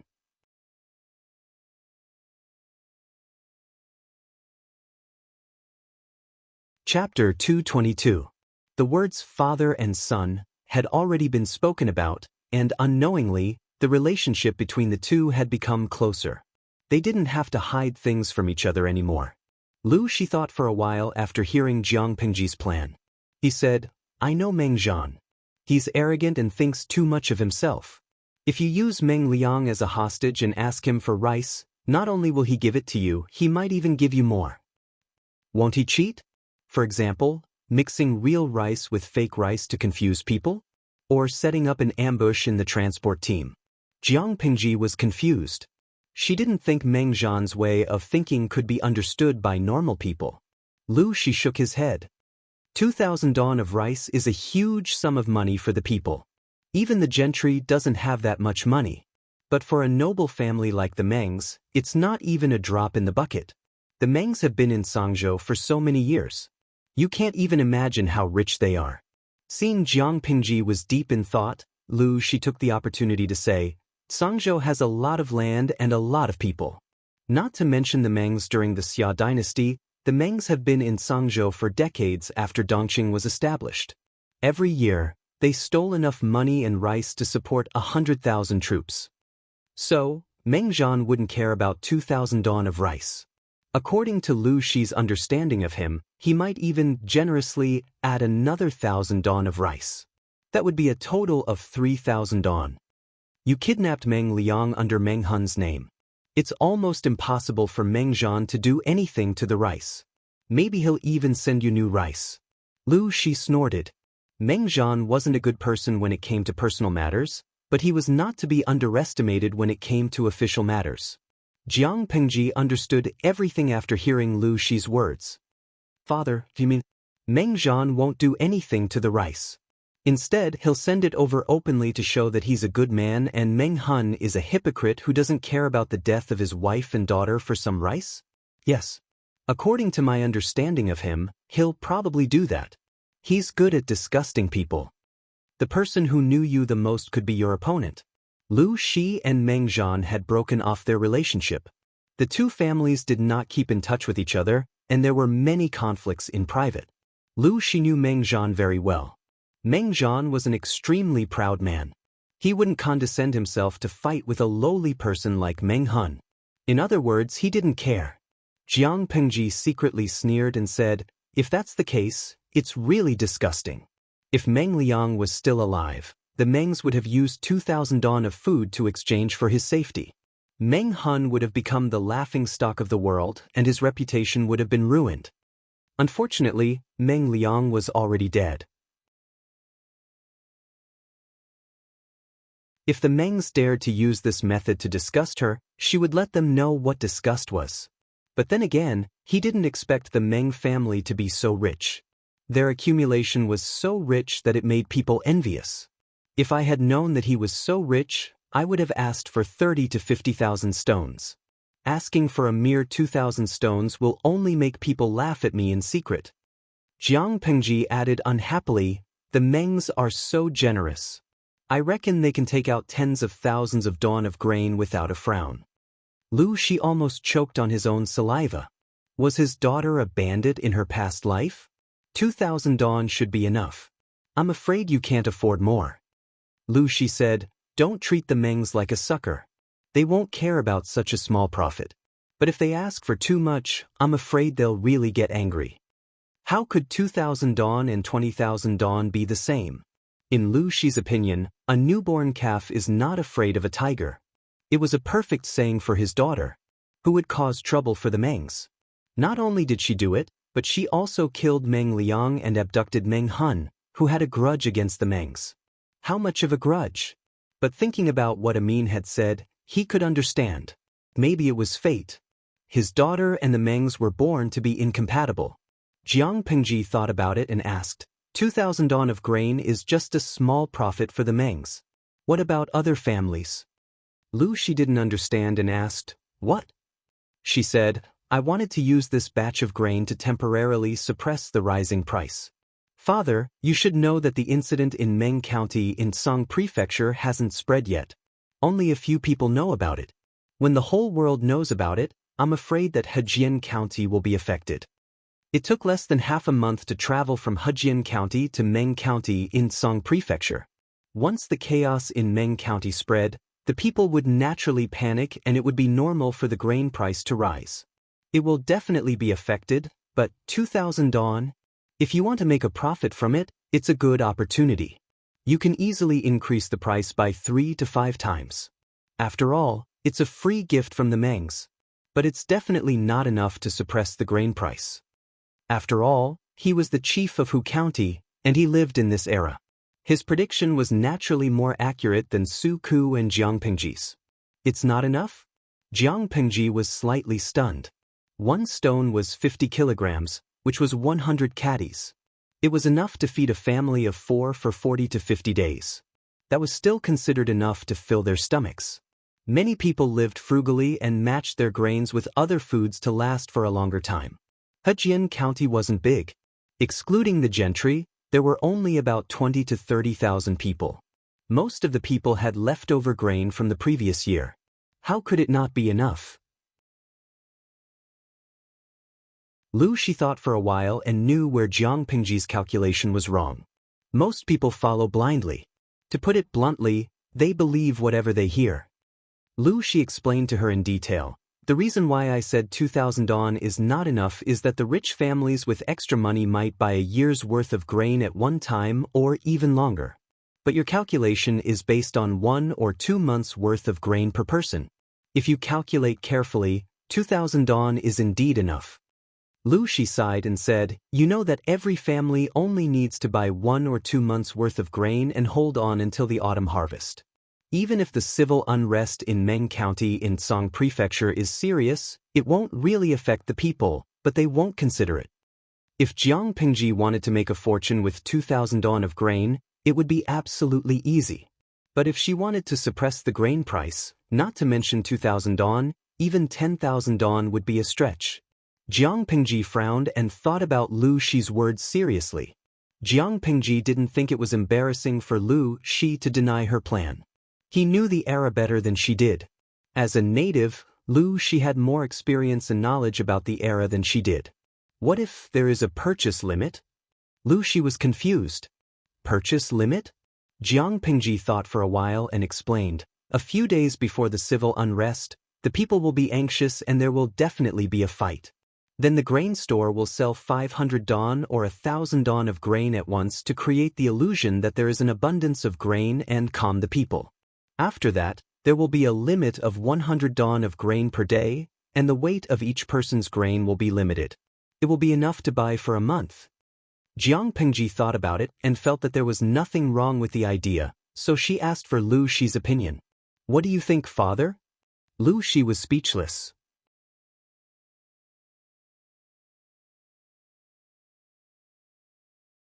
Chapter 223.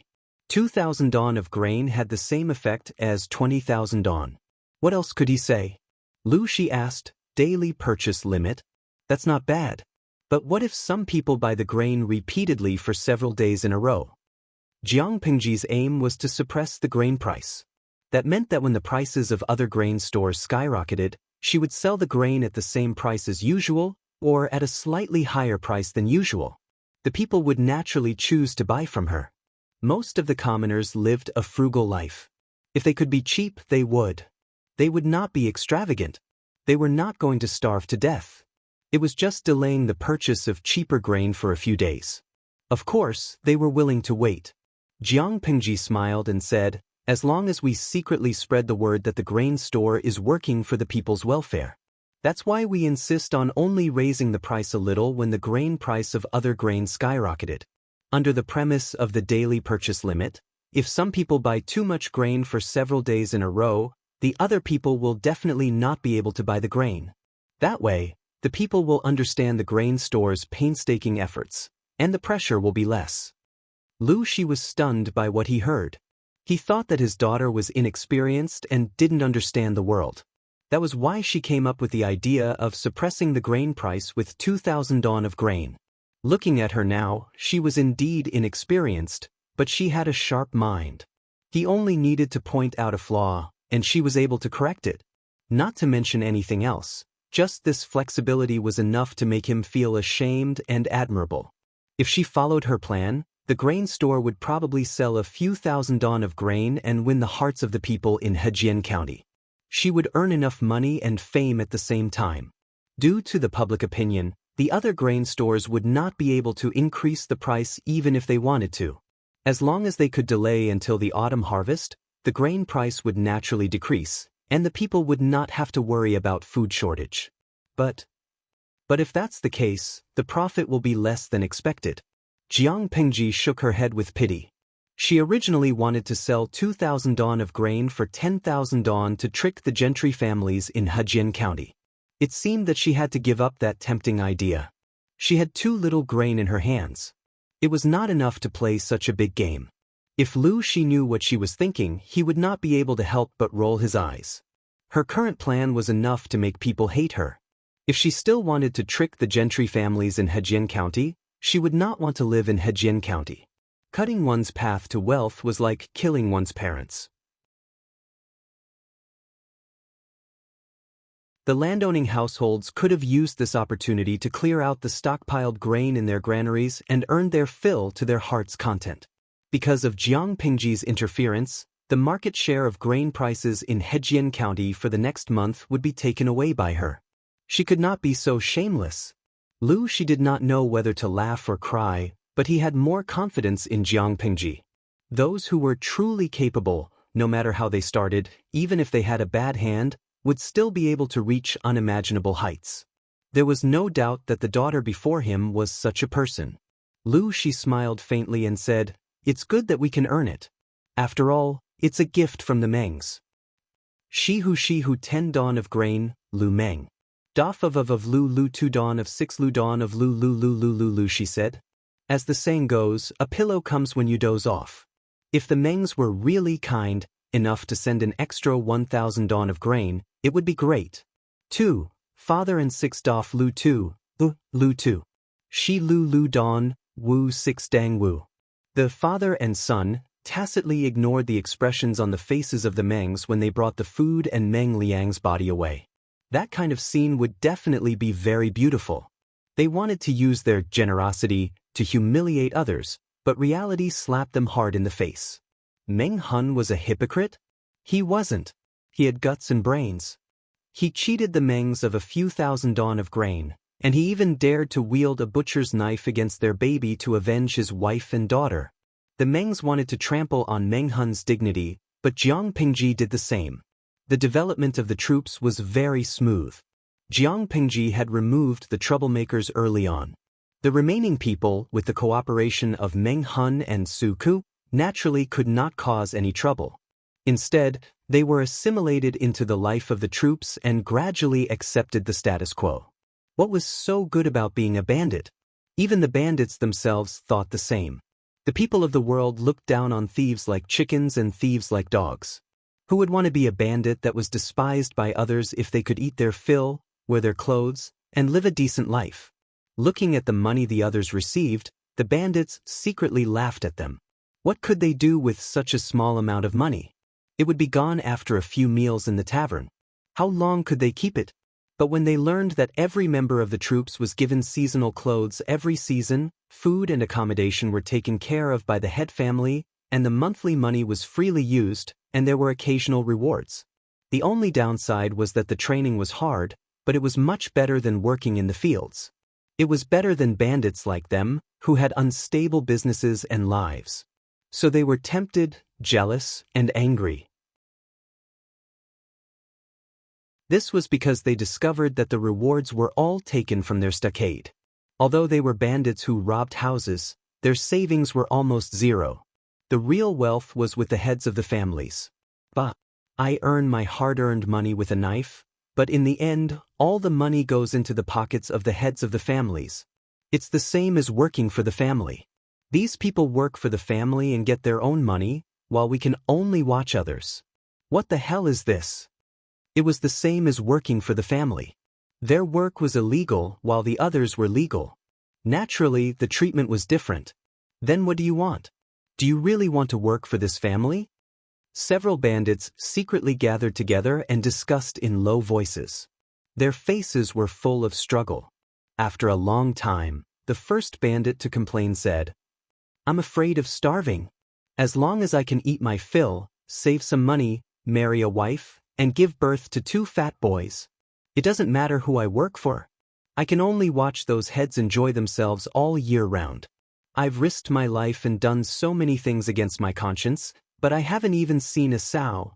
His position had begun to waver, and the others who were originally not firm also began to waver. "I'm also afraid of starving.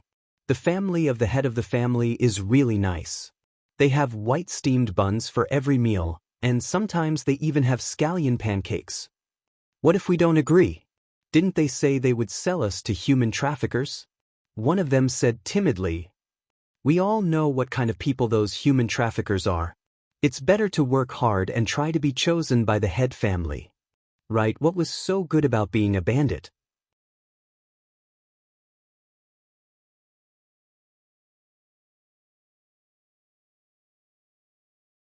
Chapter 224. Jiang Pengji crossed her arms and leaned against a wooden pole. She raised her eyebrows as she looked at the training scene in front of her. "I thought it would take a lot of effort to tame these bandits, or at least 10 days to half a month. I didn't expect that you could tame them in just 3 to 5 days."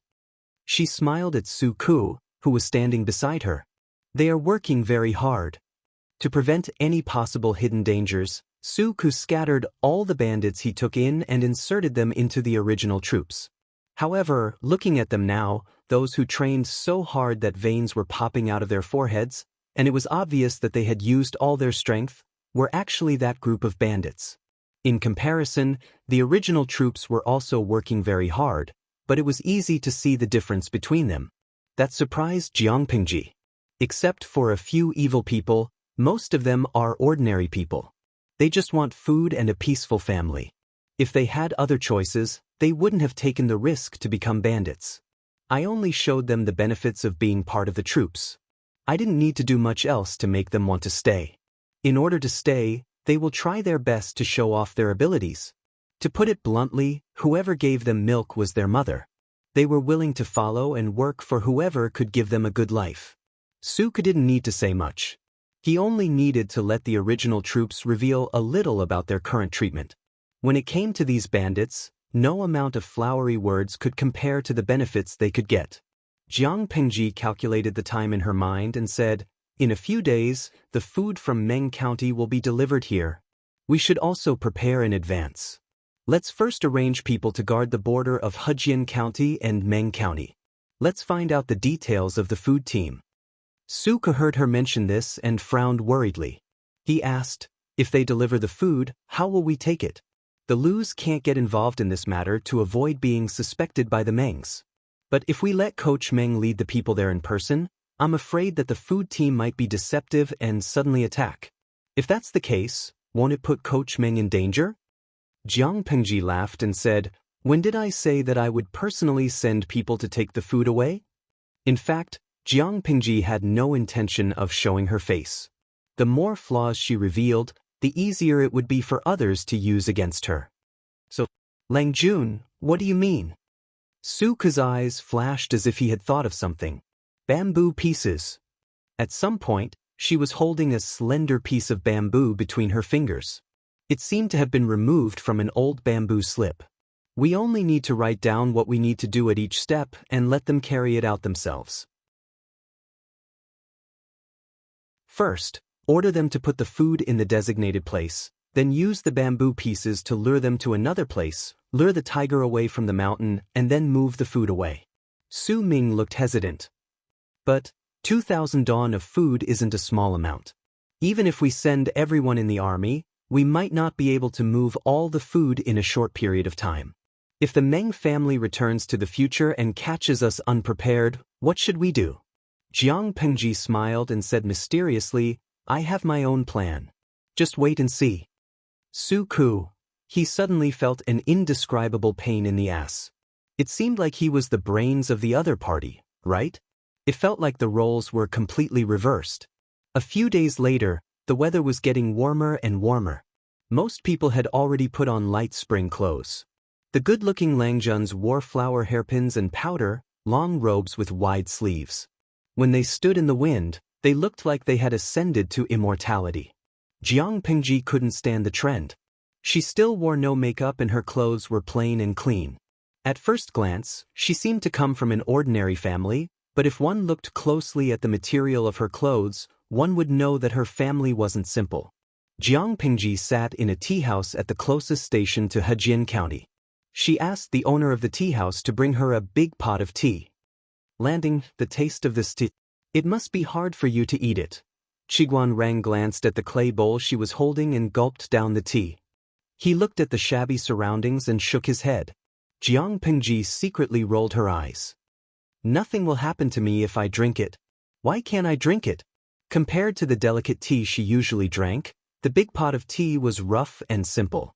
There was a slightly astringent taste in her mouth. But the tea house next to the station was for travelers to quench their thirst. You could drink it for 1 coin, so you could not expect the taste to be good. Qiguan Rang looked at Jiang Pingji's image again and again. He found it funny. At that moment, even if the person in front of him took the initiative to say that she was the Langjun of the Lu family in Hu County, no one would believe her. Jiang Pingji was not dressed in her usual refined attire. She was dressed in a dark coarse brown robe with 2 patches on her shoulders. Her long hair was tied up high, and the hair tie was made from rice stalks. Her skin was a little darker than usual. Except for her delicate face and bright eyes, she looked like a farmer's boy. If she had not come to find him in the Lu family's carriage, Qiguan Rang would not have recognized her. It's easy to go from frugality to extravagance, but difficult to go from extravagance to frugality. But it doesn't seem to make a difference to you. Jiang Pingji smiled and raised her eyebrows at him. She said, "Am I that delicate?" Qiguan Rang coughed.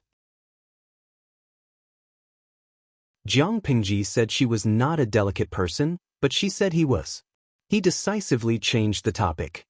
He covered his eyes with one hand and looked into the distance. "You said you wanted me to watch a good show. Where is it?" As soon as he finished speaking, there seemed to be smoke rising in the distance. Qiguan Rang's nerves tightened. He instantly understood Jiang Pingji's intention. That sucker really sent something over? Since there were others in the tea house, Qiguan Rang did not say it too clearly. He used a term that both of them could understand. Jiang Pingji looked in the direction Qiguan Rang was looking at. She smiled. "Do you dare to bet with me on whether this is a big fish or a small one?" Qiguan Rang asked her, "What is a big fish and what is a small fish?" "More than 2,000 is a big fish, and less than 2,000 is a small fish. How about that?" Qiguan Rang hurriedly waved the feather fan in his hand and said, "I won't bet with you. I will definitely lose." Jiang Pingji had dragged him over to watch the show. She must have known the details of the grain team. If he were to bet with her on the amount of grain in the team, wouldn't he be asking for trouble? Whether it was big or small, the person in front of him would not lose. What was the point of betting? Boring.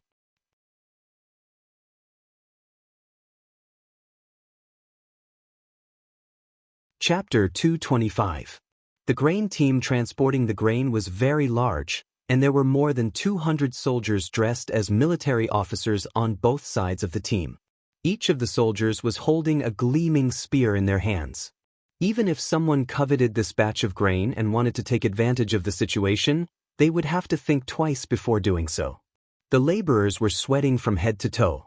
Their faces were red, and their clothes were drenched in sweat. They were overjoyed when they saw a tea house next to the station. "Sir, we've been transporting the grain for so long.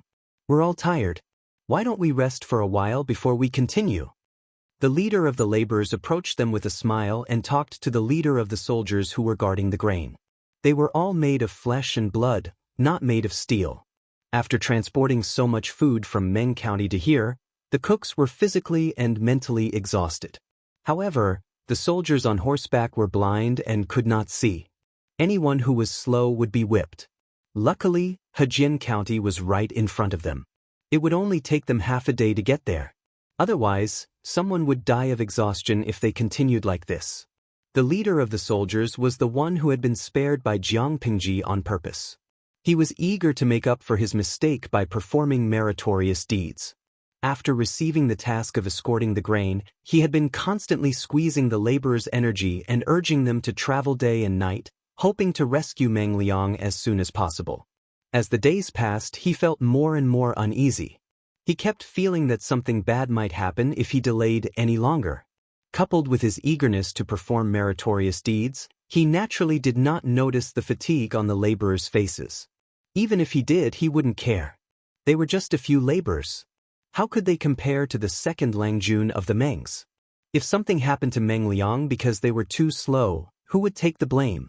However, now that they were only half a day away from Hejian County, the anxiety in his heart had eased a lot.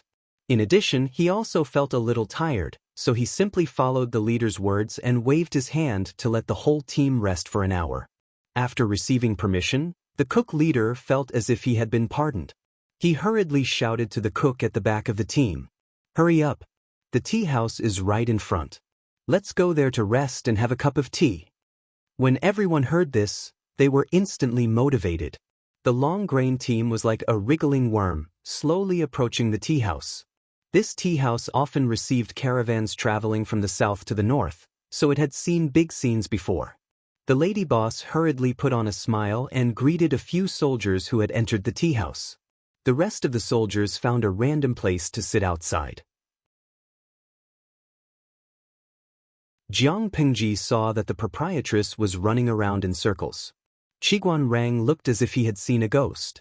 Jiang Pingji stood up with a kind and honest smile on her face. "Lady boss, why don't I help you?" "Hey, I was in too much of a hurry and forgot to bring my copper coins." The lady boss looked at her from head to toe and smiled warmly. "It just so happens that we're very busy here. Go and serve a few bowls of tea to the soldiers outside. Do it well. If you're clumsy, you'll have to pay double the compensation." Jiang Pingji smiled and said, "Don't worry about that. I work in the fields every day at home. My hands and feet are nimble." If it had been someone slightly more mean, they would have probably punished her. Why did she come here when she could not even afford a copper coin's worth of tea? However, Jiang Pingji could tell that although the proprietress had a mean face, she had a sharp tongue and a soft heart. She was very warm and considerate. Sometimes, when travelers did not have money to pay for tea, she would generously waive it. When it was cold, she would even make ginger soup to ward off the cold. Qiguan Rang was stunned. He watched Jiang Pingji walk out of the tea house with a big bowl of tea. She easily blended into the grain team and secretly observed the goods in the cart under the pretext of serving tea. Her face was filled with a warm smile. It was as if she had changed into a different person. Was this the same Lu Shi, the son of the Lu County chief that he knew? Would anyone believe that he was a wild boy from a peasant family?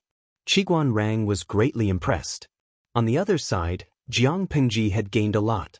Using the opportunity of serving big bowls of tea, she seemed to be complaining and chatting, but she slowly got important information from the cooks. Of course, the cooks who leaked the information didn't realize it. After all, they were accompanied by the soldiers who escorted the grain. "Hey, you're just a wild boy. Why are you so curious?" A soldier raised his head and gulped down a bowl of tea.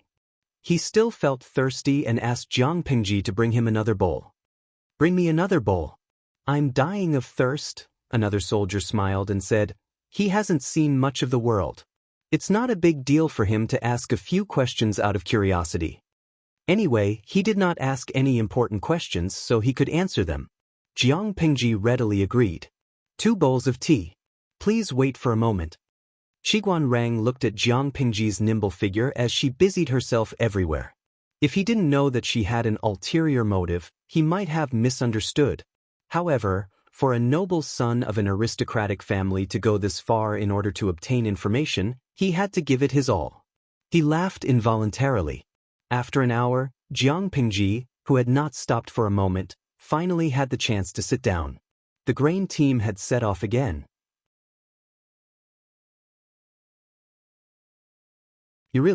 Why do you have to do this?" Qiguan Rang did not know whether to laugh or cry. If I didn't do this, it would be hard to get close to them. Jiang Pingji had been busy for a long time, so her mouth was dry. After drinking a bowl of tea, she felt refreshed. She whispered to Qiguan Rang, "There's no problem with the grain team. It's not 2,000 dawn, it's more than 3,000 dawn. The Mengs are really generous. I just don't know if they'll still be smiling in 2 days." Qiguan Rang raised his eyebrows and said in surprise, "I only saw you bustling about and trying to get information from people. You didn't even get close to the grain wagons that were being guarded by the soldiers. How did you know that there was no problem with the grain? You even knew the specific amount," Jiang Pengji said. "That's easy. Look at the weight of the wheels. The weight of the same bag of grains and sand is different. I also went to get some information from those cooks, and I can roughly estimate the total amount of food they have." Although Jiang Pengji was busy, she was actually multitasking. She added in a low voice, "Of course, I took the opportunity to get close to the grain team not to look at the grain." Qiguan Rang was suspicious. The main purpose of getting close to the grain team was not to look at the grain? Then what was it for? He frowned slightly and began to recall Jiang Pingji's actions during this period of time, hoping to guess her real intention. "Don't keep thinking about it. I'm here to deliver something. If I don't take this opportunity to deliver it, it will be inconvenient to take action at other times, and it will easily arouse suspicion." Jiang Pingji smiled as she drank her tea. Her satisfied look was very much like a fox whose scheme had succeeded.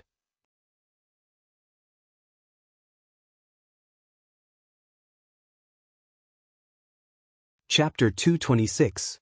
The food team set off again after a short rest in the tea house. Hejin County was not far away. They just needed to hold on for another half a day and they would be able to get rid of the heavy task. Many cooks had the same thought, as if their limbs were full of energy again. Finally, they arrived at the gate of Hejin County before sunset.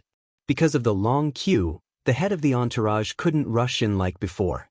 He had to be patient and wait for his turn. Just then, a clever-looking cook trotted to him and asked, "Sir, will we be done as long as we deliver the food into the city?"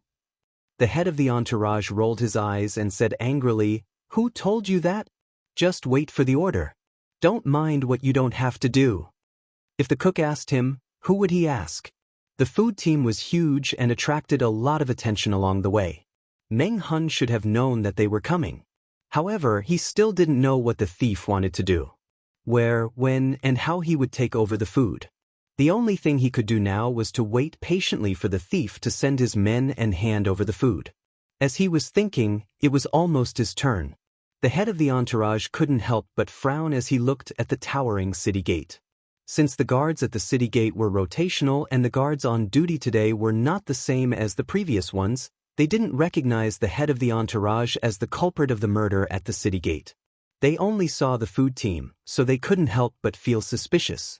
A guard walked up and asked, "Where did you come from? What's in the cart?" He looked at the cooks and the soldiers who were escorting the food with his beady eyes. He was thinking about how to get something out of them. They had done this kind of thing many times. They secretly took advantage of the commoners entering and exiting the city gates and asked them to pay some money to show their filial piety. The commoners did not fight with the officials. Even if the guards of the city gates were not considered officials, most of the commoners would still grit their teeth and be taken advantage of. As long as they didn't make a big deal out of it, the officials would turn a blind eye to it. That was why being a guard at the city gate was a lucrative job. After saying that, the guard swaggered up and was about to search the food in the cart. He even pushed away a cook who was in his way. The cook didn't dare to say anything. He just stared at the head of the entourage. "It feels pretty solid. Can't you have someone in charge tell us what's in the car?" The guard raised his hand and pressed on the sack of grain. Just by feeling it, he could more or less guess what was inside. But he wanted to stir up trouble. Since the manager of the grain team took the initiative to give him money, he couldn't just let it go. So, he pretended to pull out the knife from his waist and stab the grain bag. "I think there's something wrong with the things in the cart. Let's open them and check." However, he had only pulled out half of his saber when a black whip descended from the sky and lashed at his arm, drawing out dripping blood. What a blind dog. The head of the entourage put away his whip coldly and watched the guard rolling on the ground in pain. The rest of the civilians noticed the commotion. They were all terrified, fearing that they would be hurt by the head of the entourage's whip. "How dare you lowly dogs touch the grain escorted by the Mengs?" With a sneer, the head of the entourage shouted, "Go!" The horse obediently moved forward and was about to enter the city. At that moment, the cook in charge of the cart saw something. He was confused and pulled out the thing under the grain bag. This thing wasn't there before? As soon as he unfolded it, he saw a black human head drawn on it. The cook was startled and screamed, which alerted the head of the entourage. He frowned impatiently and scolded, "What are you screaming for?" The cook hurriedly knelt down regardless of the stones on the ground. His hands trembled as he held the rough cloth. "I didn't mean to disturb you. It's just that, this damn thing." The thing in the cook's hands caught the head of the entourage's attention. He rode forward and grabbed the rough cloth from the cook's hands. He unfolded it and his face darkened immediately. How could he not see it when the cook couldn't? The human head drawn on the rough cloth belonged to the second Langjun of the Mengs, Meng Liang. Even though the charcoal was rough, it retained the most distinctive features of the human head. It was easy to tell who the person was at first glance. The head of the entourage clenched his fists and yelled, "Tell me, where did you get this?" The guard whose arm was broken was still rolling on the ground in pain. The cook didn't dare to hide anything and told the truth. "General, this thing was found under the grain sacks." Before, there was no such thing. The cook broke into a cold sweat and felt uneasy as he thought of the human head drawn on the rough cloth. "Grain bag?" The head of the entourage murmured. He jumped off the horse and waved his hand to push away the cooks who were blocking his way. He walked straight to the cart and examined it carefully. To his surprise, he also found a piece of coarse cloth of the same texture. There were no human heads painted on it, but strange patterns. All of a sudden, the head of the entourage felt a chill in his heart. He yelled, "Everyone, check the cart and see if there's anything suspicious." While he was feeling uneasy, the guards on duty did not let him go. They all stepped forward and tried to pull out their swords. "Where did you come from? How dare you hurt people in public?" The head of the entourage sneered and said, "I not only hurt people, but I also have the guts to kill people. I'll kill you if you come any closer." As soon as he finished speaking, the soldiers who were responsible for escorting the grain rushed forward and pointed their spears at the guards. The two sides were in a stalemate. However, there were only 20 to 30 guards at the gate, while there were more than 200 soldiers escorting the grain. At the moment, they found 1 to 3 pieces of rough cloth in different sizes on each cart. It was obvious that they were torn randomly. Most of the rough cloth had strange patterns on them, and some of them were rough and ugly characters. The head of the entourage put the rough cloth together with a cold face. It turned out to be a picture. There were some small characters next to the picture. The head of the entourage read it carefully. His face turned purple after reading it. "The delivery is so slow. If you want Meng Liang to live, send the grain here as soon as possible. We won't wait for you." Meng Hun, the traitor of the Mengs. This was so arrogant. The head of the entourage wanted to tear all the rough cloth, but he couldn't do that. Meng Hun's words were very clear. They needed the grain badly and they were running out of patience. If they delayed any longer, Meng Liang's life would be in danger.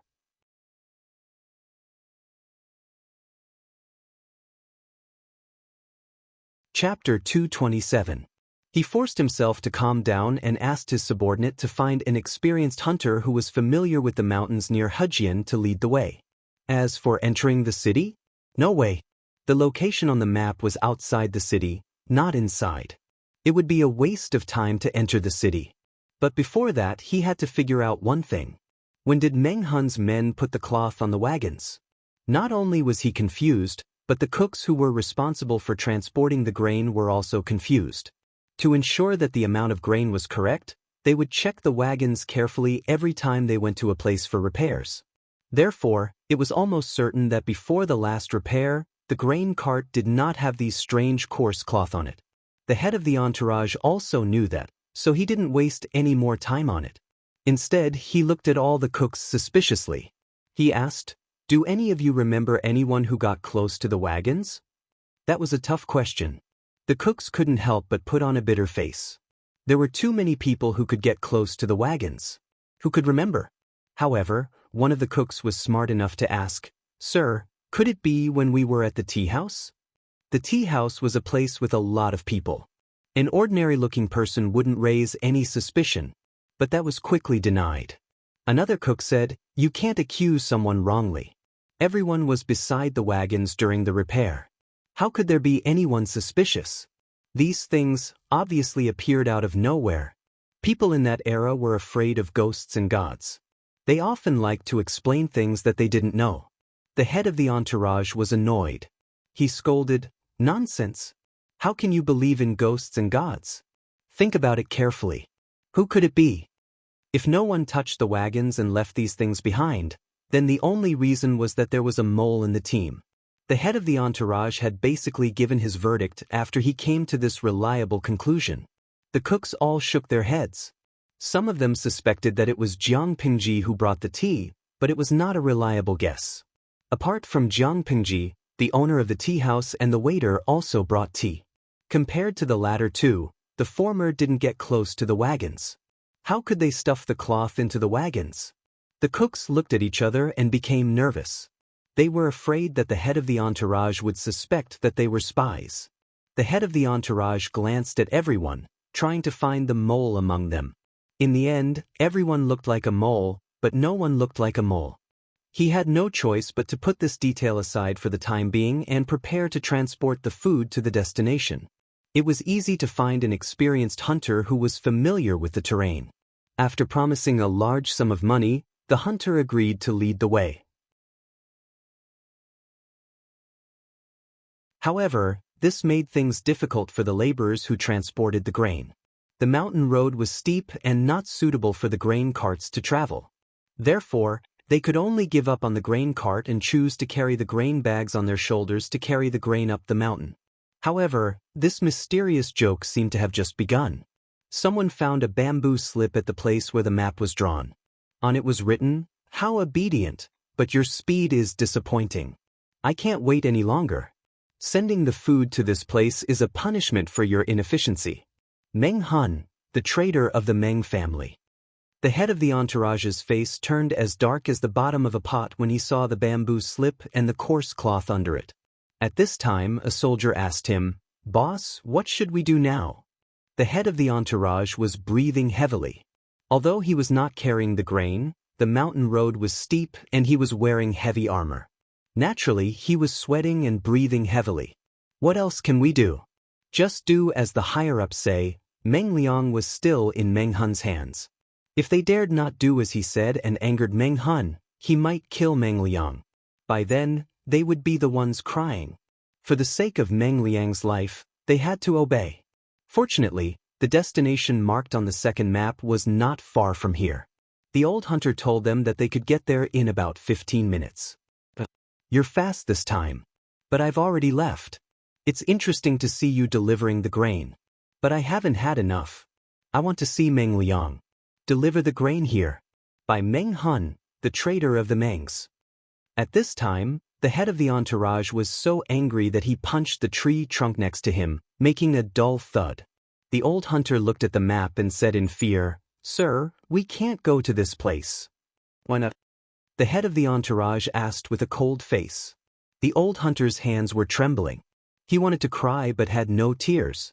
He had thought it would be a good job to lead the way, but now it seemed that it was not going to be easy. "Sir, this place is a bandit's hideout. I've seen it from afar when I was hunting before. The people living there are beasts who kill without batting an eye. If we go there..." The old hunter stammered out the reason. The head of the entourage sneered and said, "Just lead the way. Cut the crap." It was just a bandit stockade. He had so many men. Couldn't he handle it? However, there was one thing he did not understand. Why did Meng Hun want to deliver the grain to the bandit stockade? Was there an ambush? Thinking of this, the head of the entourage felt uneasy. He sent a smart soldier to check it out. The soldier came back soon and said, "There's no one in the bandit stockade." "No one?" The head of the entourage was confused, but he had to force himself to do it. But I found this at the gate of the stockade. The soldier respectfully presented a bamboo slip and a piece of coarse cloth to the head of the entourage. The head of the entourage was already uneasy when he saw it. He was afraid that it was another trick. He opened it and saw that it was Meng Hun's message again. The grain is in the yard of the bandit stockade. That bastard Meng Liang is at the place marked on the map. Don't try to play any tricks. Otherwise, that bastard's life will be in danger. By Meng Hun, the traitor of the Mengs. The head of the entourage calmed down. He sneered and said, "Coward! Coward!" Meng Hun wouldn't have put on such a show if he was not afraid of the Meng's authority. He was afraid that he would be surrounded and killed by his soldiers when they were handing over the grain. What a coward! The head of the entourage sneered and raised his hand. "You bring the grain here. The rest of you, come with me to save the second Lang Jun." Since Meng Hun was so cowardly, it was obvious that he did not have much confidence. If he could take advantage of the situation and kill them while they were unprepared, he could bring Meng Hun's head back to report. That would be a great merit. They didn't intend to kill Meng Hun, but he was digging his own grave. Even a clay figurine would get angry. Sir.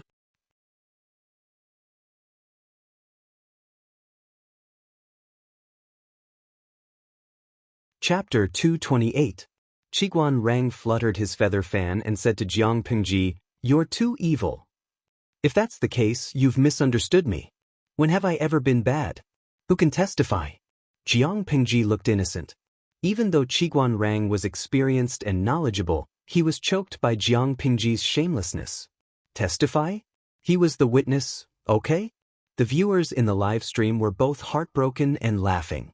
They could no longer hold back the power in their bodies. Shameless Tianxiao Wudi? Haha, I can testify. Please look at my ID. Serene Butterfly shatters dreams. To tell you the truth, the host is already invincible. Therefore, it was clear at a glance whether she was a good person or not. Gigi Kongting. If I transmigrated to the host's world and became her enemy, I don't think I could survive 3 episodes. It wasn't that their rank wasn't high enough, but that their opponent's rank was too high. From the beginning to the end, not only did he have something on them, he even made them run around in circles. He was simply too evil. From the perspective of the live stream, the audience could not see the expression of the unlucky guy who had been fooled by the streamer. They could only listen to the conversation between her and Qiguan Rang, trying to figure out what was happening outside.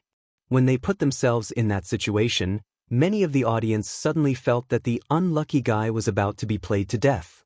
In Yuejia Zhuge Qinma. 3 episodes? The brother above is very confident. I feel like I can only live for 1 episode. Billy, previous post, only 1 episode? Are you worthy of your ID? Sends Hisong Shiningsher. Why do you guys have to torture yourselves to stand opposite the host? If I transmigrated, I would definitely hug the host's thigh tightly and let her bring me along to show off and fly. From then on, I would get a promotion and a raise in salary. I would get promoted and get rich. I would marry a tall, rich, and handsome man and walk towards the pinnacle of my life. Jiang Pingji looked at the densely packed discussions on the bullet screen. Her eyes flickered and she smiled. Qiguan Rang was keenly aware of her emotions. He waved the feather fan in his hand even more vigorously. Do you still need to prove it? Lanny, you're really... I feel sorry for Xiaoyu. Qiguan Rang raised his eyebrows and stared at her. In the end, he was speechless. She really didn't know how Suku could endure his bad temper. He was truly shameless to such an extent. His actions were deviant and even somewhat hooligan. Even Qiguan Rang, who liked to use tricks, could not help but admire Jiang Pingji. She was much more evil than he was. The grain team itself was already exhausted. They had to carry the grain up the mountain and run all over the place. They could even lose half of their lives. The soldiers who were escorting the grain were not that tired and could still fight. However, after going through this torment, the elite soldiers had also become exhausted. When the leader of the troops escorting the rations turned around and attacked, Even though he had 200 elite soldiers and more than 400 laborers transporting the rations, which was 6 times more than Jiang Pingji's troops, Qiguanrang did not have the slightest doubt as to who would remain standing with a smile until the end. Other than Lu Lanting, who else could it be? Jiang Pingji did not continue the topic. Instead, she looked at the fan in his hand that was making a squeaking sound. Are you hot? Qiguanrang was confused by her sudden question. A little. The cellar is a little stuffy, but we'll be able to get out after a while. The cellar they were currently in was the one where the women and children had been kept. Jiang Pingji had sent people to clean it up early in the morning and dig around it. The cellar was 3 to 4 times bigger than the previous one. Although the bandits in the village were not very good, they were good at hiding things. The cellar was well hidden. If someone had not been lucky enough to find the entrance, no one would have known that there was such a big cellar under the village. Jiang Pingji had kept the cellar for a while. Qiguanrang's hand that was waving the fan paused. Could he say that part of the reason why he was so hot was because of the surrounding temperature and also because he was angry? Suddenly, Jiang Pingji's eyes narrowed and she whispered, "Get ready. Someone's coming." As soon as she finished speaking, the door above the cellar opened. The scout who had been sent out to gather information came back. Langjun, they're here. The scene made Qiguanrang cast a sidelong glance at her. He could not help but wonder how good her hearing was to be able to detect the enemy's movement from so far away. Get ready. Follow the plan. You two stay here and protect Wenjing. If anything happens to him, you'll have to pay for it yourself. Jiang Pingji raised her hand and dropped it. 2 tall and strong men stepped out of the ranks and walked behind Qiguanrang. They looked like they were guarding the door. The rest of the troops who had been hiding in the cellar climbed out of the cellar stairs in an orderly manner. Each of them carried a delicate crossbow on their back. The crossbow was different from the improved one Jiang Pingji had used before. It was only half the size of the improved one and had a shooting range of about 90 paces. It could fire 3 arrows at the same time and had a low recoil. It could be tied to one's arm and was very suitable for close-range ambushes. After Jiang Pingji conquered the bandit village, the place was not abandoned. Instead, it was carefully cleaned. There were more than 100 troops in the troops. It was not a big number, so the farm was not crowded. However, after she conquered a few more bandit villages and further expanded the troops, the farm would not be enough. She planned to make use of the waste and arrange some troops to stay in the original bandit village. On the one hand, it could relieve the pressure of the training ground, and on the other hand, it could observe the movements of other bandit villages. All the troops hid in various places in an orderly manner. They were all dressed in black coarse linen clothes and their figures blended in with the night. With the dim moonlight, it was difficult to find them even if they were very close. Jiang Pingji was very strict with discipline. The troops had to obey her orders. Whoever dared to disobey would be severely punished. In addition to the basic training, Meng Han, under Jiang Pingji's instructions, had to brainlessly instill the concept of obeying orders in them. Now it was beginning to work. Even the bandits who had been recruited some time ago obeyed her orders and stood guard everywhere. Jiang Pingji raised her 5 senses and listened to the footsteps. She curled her lips. These people are stupid enough to choose to split up. The head of the entourage led 150 elite soldiers to rescue Meng Liang, while the rest of the soldiers and cooks stayed behind to transport the food. Wen Zheng could not help but frown. If this is really Coach Meng's idea, we will have a headache. No matter which group it is, Coach Meng's men will not be able to deal with them, Qiguanrang said. Qiguanrang said, Lanting's actions not only annoyed them, but also revealed her lack of confidence. The head of the food escorts will naturally be angry and want to kill. One group will go to rescue Meng Liang, and the other will ambush Coach Meng. Normally, this is not wrong.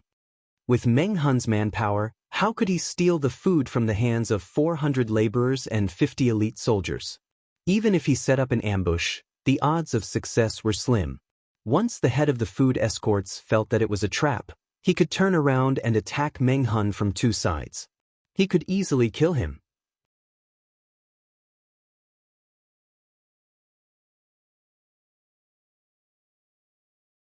Chapter 229. You said it's normal? Jiang Pingji smiled, revealing her white teeth. She tilted her head and said, I've never been normal.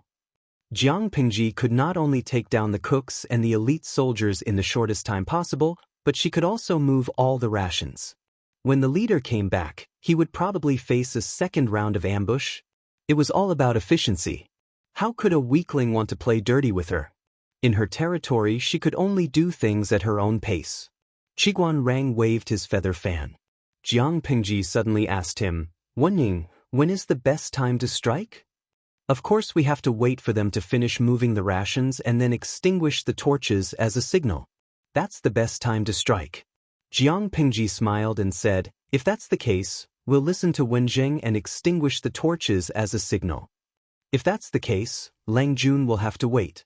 It would take a long time for a few thousand dawn of rations to be piled up. Compared to the process, I value the result more.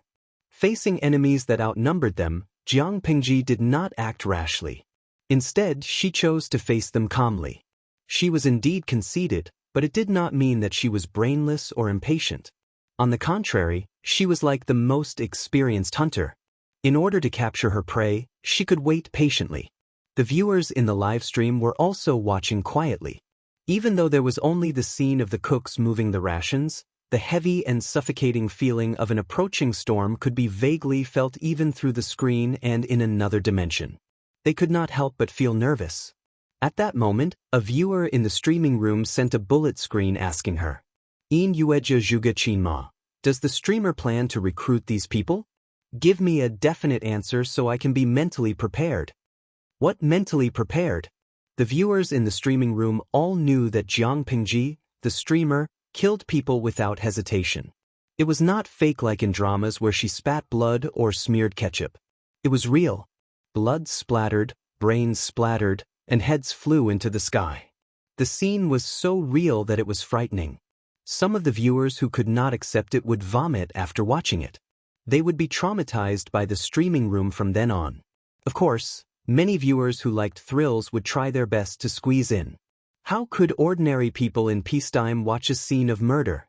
Jiang Pingji's sharp eyes saw the bullet screen. She thought for a while and sent a message. Host V, kill. All right, a lot of the audience could prepare to cover their eyes. Sir, what should we do now?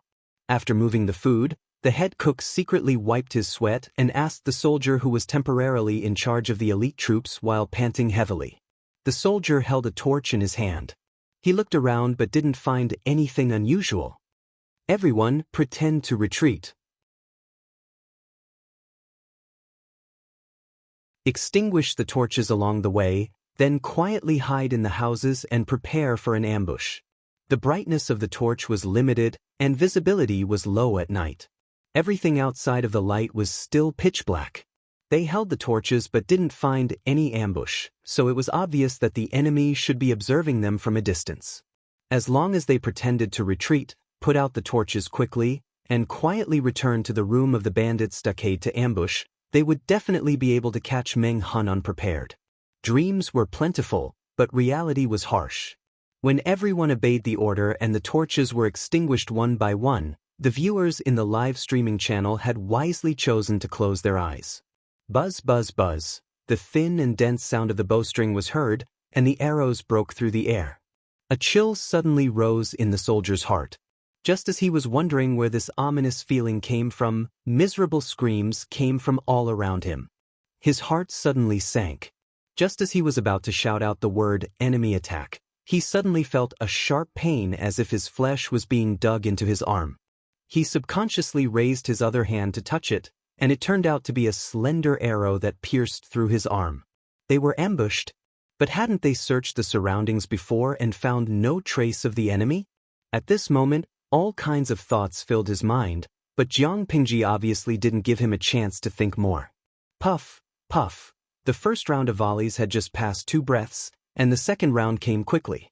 The sound of arrows piercing into flesh rang in the silent night, making people's hair stand on end. The troops in the dark couldn't see the enemy's position, and they didn't need to aim specifically. They just needed to shoot randomly at the place where the torches were extinguished. It was normal to be shot to death by random arrows, and those who were still alive were the lucky ones. As for those who were unharmed, they would also go up and finish them off later. Jiang Pingji's plan was very clear. She would only leave 2 or 3 injured soldiers behind and let them bring Meng Liang's body back to Meng County in Song Prefecture. But these people thought they were smart and chose to split up, which gave Jiang Pingji an excellent opportunity to attack. She also participated in the ambush, and the crossbow in her hand was steady and fast. The audience in the streaming room could use the convenience of the camera to see how she shot the enemy's head with one arrow. Every arrow accurately pierced through the target's eyebrows and brain, killing them in one shot.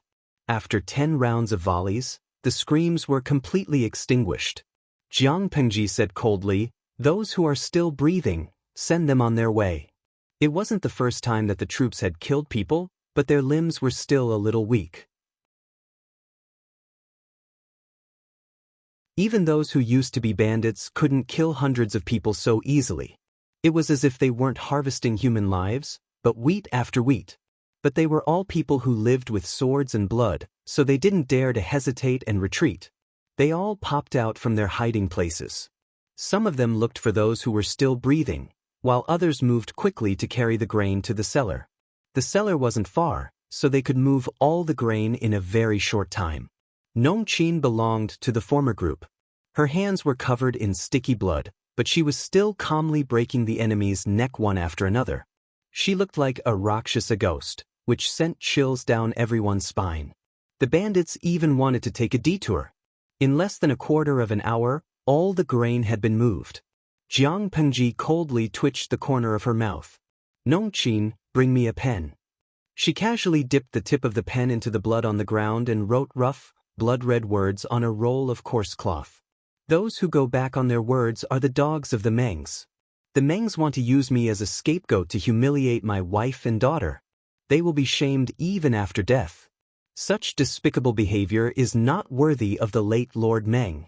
If you want to do this, don't blame me for retaliating. If Meng Liang doesn't die, how can I face the spirits of my deceased wife and daughter in heaven?" By Meng Hun, the traitor of the Mengs. After she finished writing, she threw the pen away. A piece of coarse cloth fell to the ground and covered Meng Liang's face. Meng Liang's body, which had been suppressed in the ice cellar, was now wrapped in a rag and tossed among the other corpses. Although he was dead, Jiang Pingji could still make him shine again and bring out the last of his value. "Let's go. We'll stop them again. Let's show them who's the real loser." Meng Hun didn't say a word. He secretly clenched his teeth, as if he was holding back something. Finally, his eyes turned red and he vented all the anger in his heart. Qiguan Rang saw this and gently waved his feather fan.